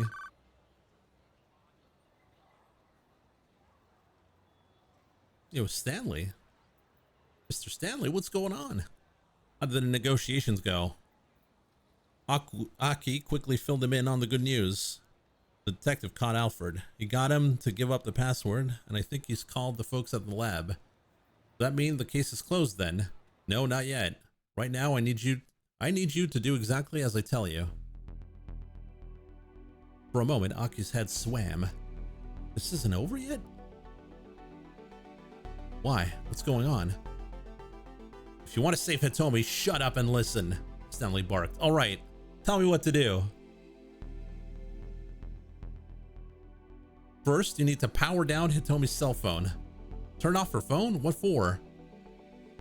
Was Stanley serious or just messing with him? I'm pretty sure that there's a bomb somewhere near your location. A bomb? Aki's voice squeaked into a falsetto. Sorry.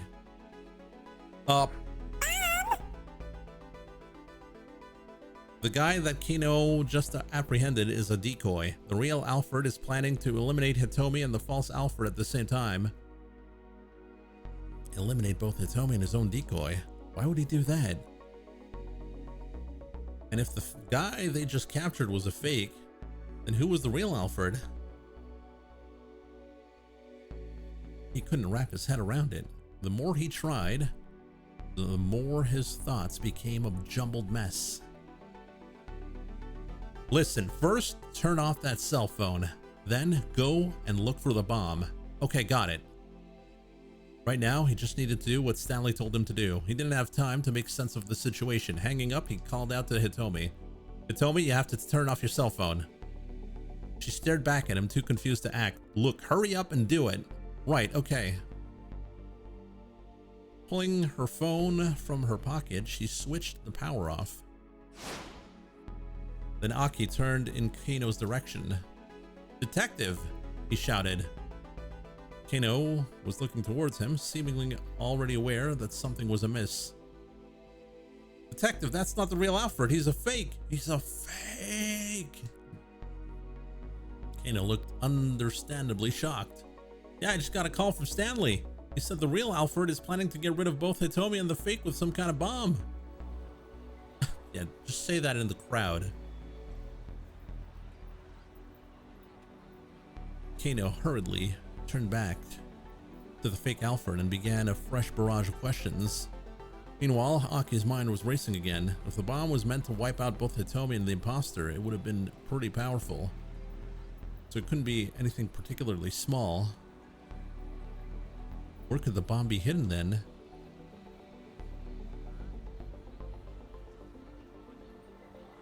Aki scanned the area, but didn't spot any place that looked plausible. Kano made his way over to Hitomi. Pardon me, miss. I just need to search you real quick. What? Had Hitomi been planted with a bomb? Aki, keep an eye on this guy, Kano said. If he tries anything funny, feel free to punch his lights out. Okay, sure thing. Aki took up watch over the decoy Alfred. The guy was handcuffed, but he was still a diabolical terrorist. Aki knew he couldn't let his guard down for a moment.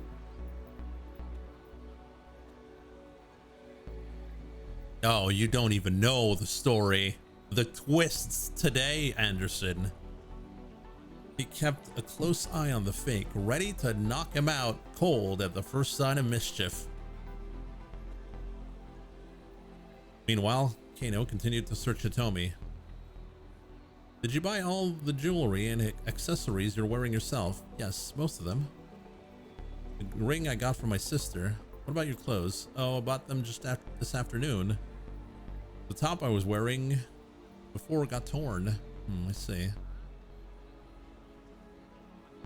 As Kano continued in his search, he cried out suddenly in realization. Hitomi, you have to give me your cell phone. It's a bomb.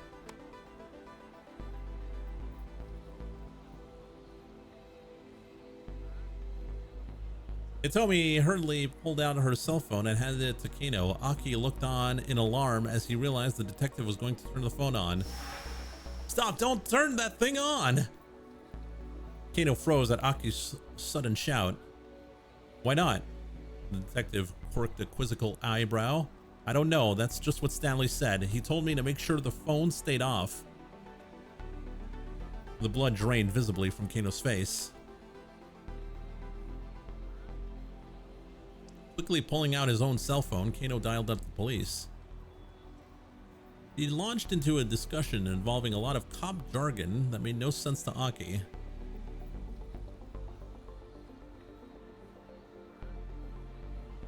If one thing seemed clear, Hitomi's phone itself might be the bomb.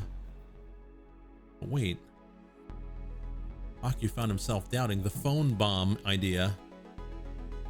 If Hitomi hadn't brought her cell phone with her, what would have happened then? Would that just mean there would be no explosion? He didn't buy it.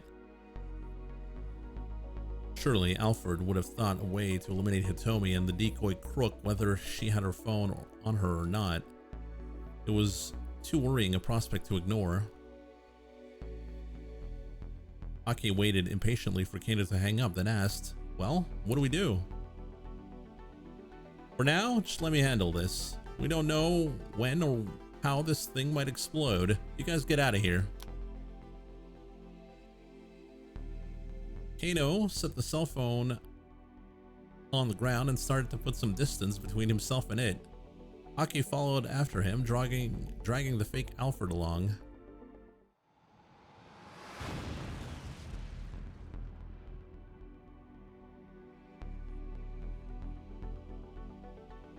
Suddenly, there was a tremendous boom, and a furious impact ripped through Aki's body. I knew it, Aki thought as he laid crumpled on the pavement. Hitomi's cell phone was powered off, so it couldn't have been the bomb. Something else must have exploded instead. It was the last thought Aki ever had. Oh no.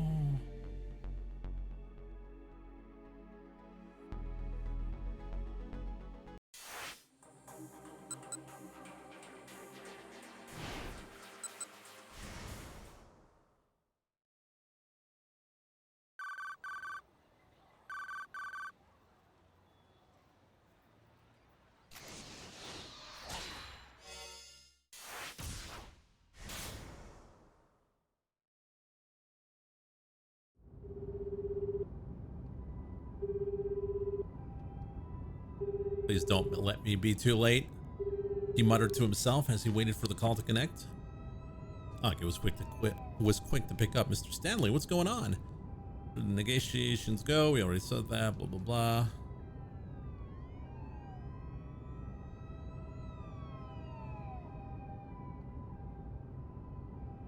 Want to save Hitomi? Shut up and listen.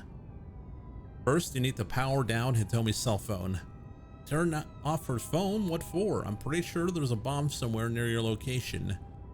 Stanley tried to keep his voice as calm and steady as possible. A bomb? Bomb. Aki's voice squeaked into a falsetto. The guy that Kino just apprehended is a decoy. The real Alfred is planning to eliminate Hitomi and the false Alfred at the same time. Stanley didn't have the time to explain that Kanan was Alfred. Besides, it would only confuse the matter all the more at this point. Listen, first turn off that cell phone, then go and look for the bomb. Okay, got it. Hopefully the team at the Scramble would be able to pull through. Now Stanley needed to focus on capturing Alfred. He tightened his grip on the steering wheel.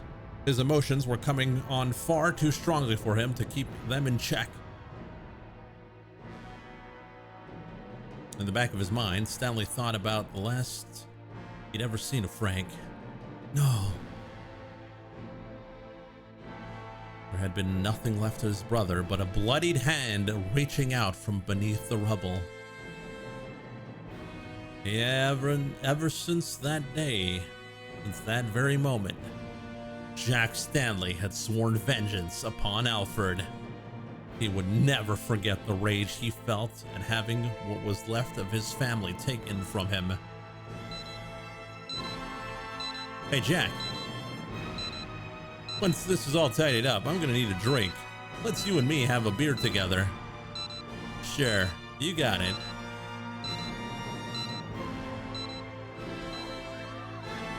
Stanley sprang into action, leading away the throng of panicking civilians.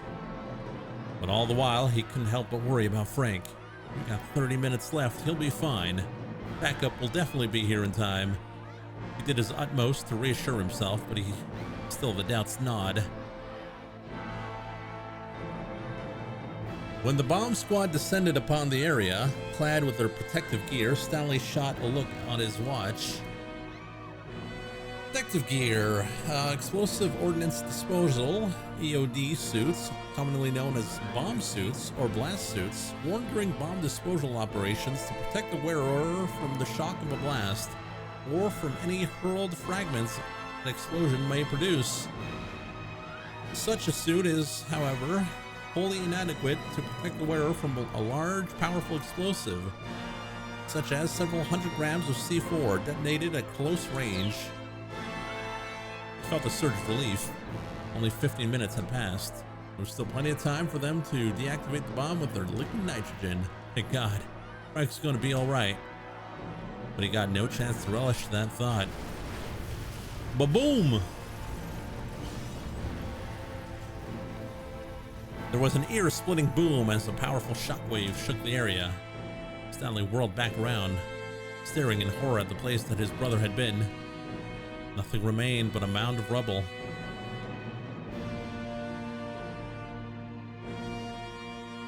A later investigation would reveal that the timer on the bomb's exterior had been a mere ruse. The explosive had had never linked to a timer at all. Had never been linked to a timer at all. It had been detonated via remote control. When electrical detonators capable of triggering an explosion with electrical current were invented, it quickly rendered old-style fuses obsolete. In the modern day, many terrorists use small electronics such as cellular phones, keyless entry remotes for cars as explosive triggers. Alfred had deceived them, using a visible timer to lull them into a false sense of security. Stanley had managed to save many lives that day for sure. It had come at the cost of his own brother's life. Had he really made the best decision he could have made? He was still asking himself the same question over and over, even now.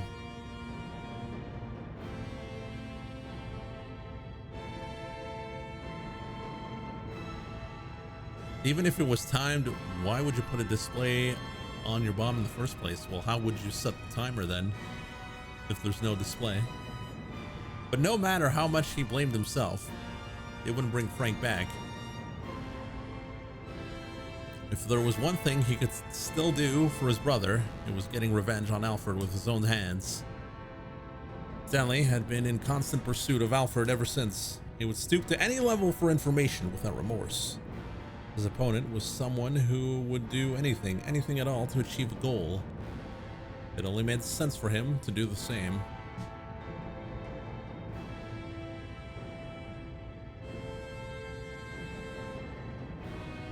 At some point, he'd stop even hesitating to get his own hands dirty.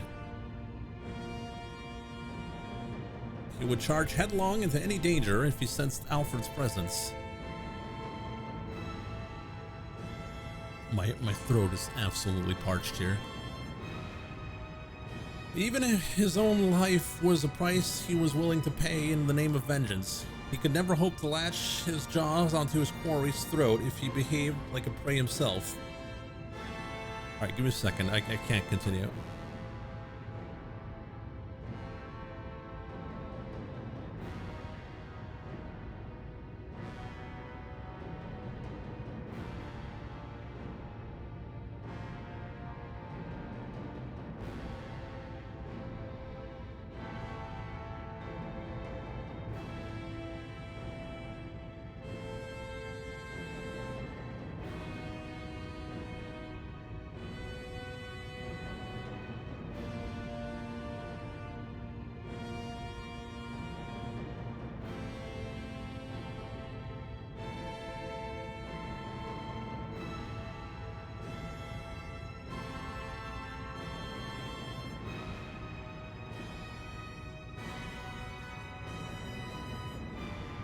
Okay.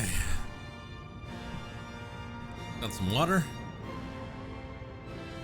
He must be the greater predator. Would cast aside his humanity, would become a blood-stained beast, if that improved his chance at the hunt. Let's talk about hydration. Yeah, well, that's the problem with this game, or any visual novel. It's really bad for my throat.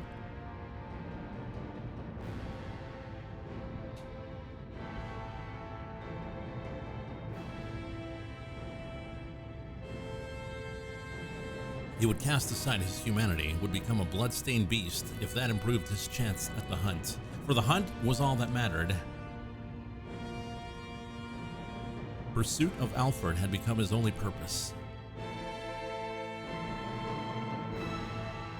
So it had been for the past 2 years. Now those years flashed through Stanley's mind in a blink of an eye. As he came back to the moment, he marveled at his own ferocity, at the depth of the wound he'd suffered.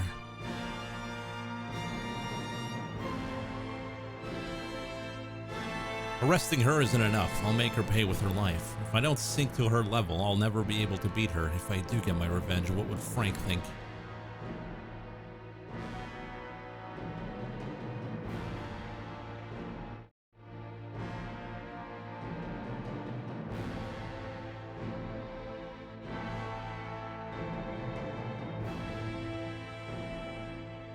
When Stanley pictured his younger brother, it wasn't a smile on his face. The realization gave him a pause. In the end, killing Alfred wouldn't bring his brother back. That went without saying.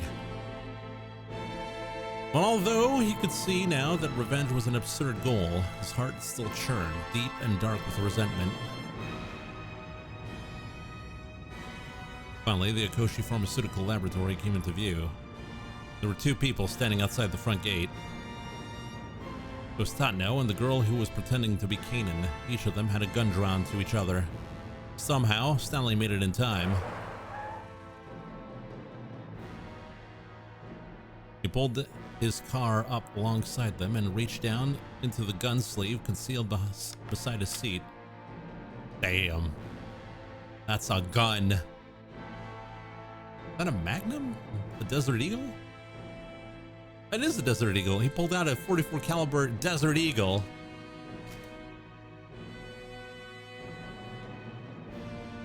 A semi-automatic handgun designed by Minnesota-based Magnum Research and manufactured by Israeli Weapons Industries. There are various models chambered for different rounds. The largest, the 5.0 Action Express .50 AE, is exceptionally powerful by semi-automatic handgun standards. One of the most powerful semi-automatic handguns in the world. His orders were to apprehend Halford. A smaller Glock in a shoulder holster might be better suited to that end. Even so, he opted for the Desert Eagle.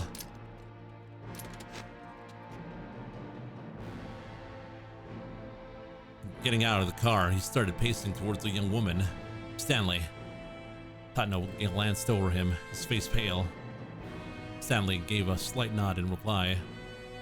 You could see the hint of a smile on the girl's face, probably a smile of overconfidence. Well, her brazenness would get her no further.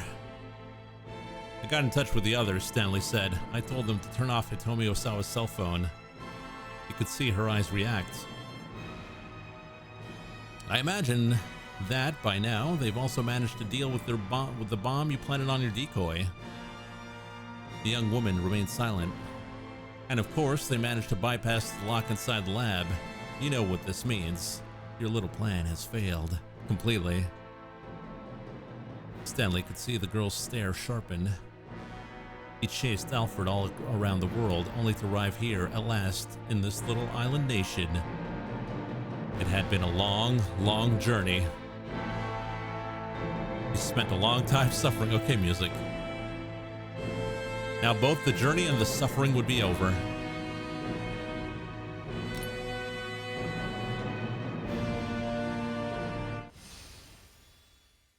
We meet at last, Alfred. And... what? What?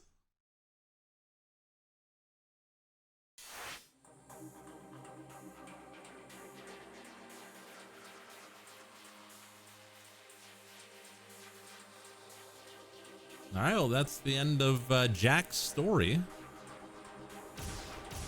We still have the others. No, Aki, Kano. But that will be for another time because my throat cannot handle any more reading.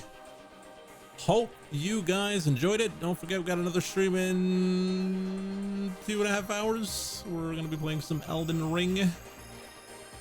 So tune into that if you're interested. If not, thanks for watching. And we'll see you next time, which is tomorrow. We're going to be playing some System Shock. We might finish that too tomorrow. So tune into that.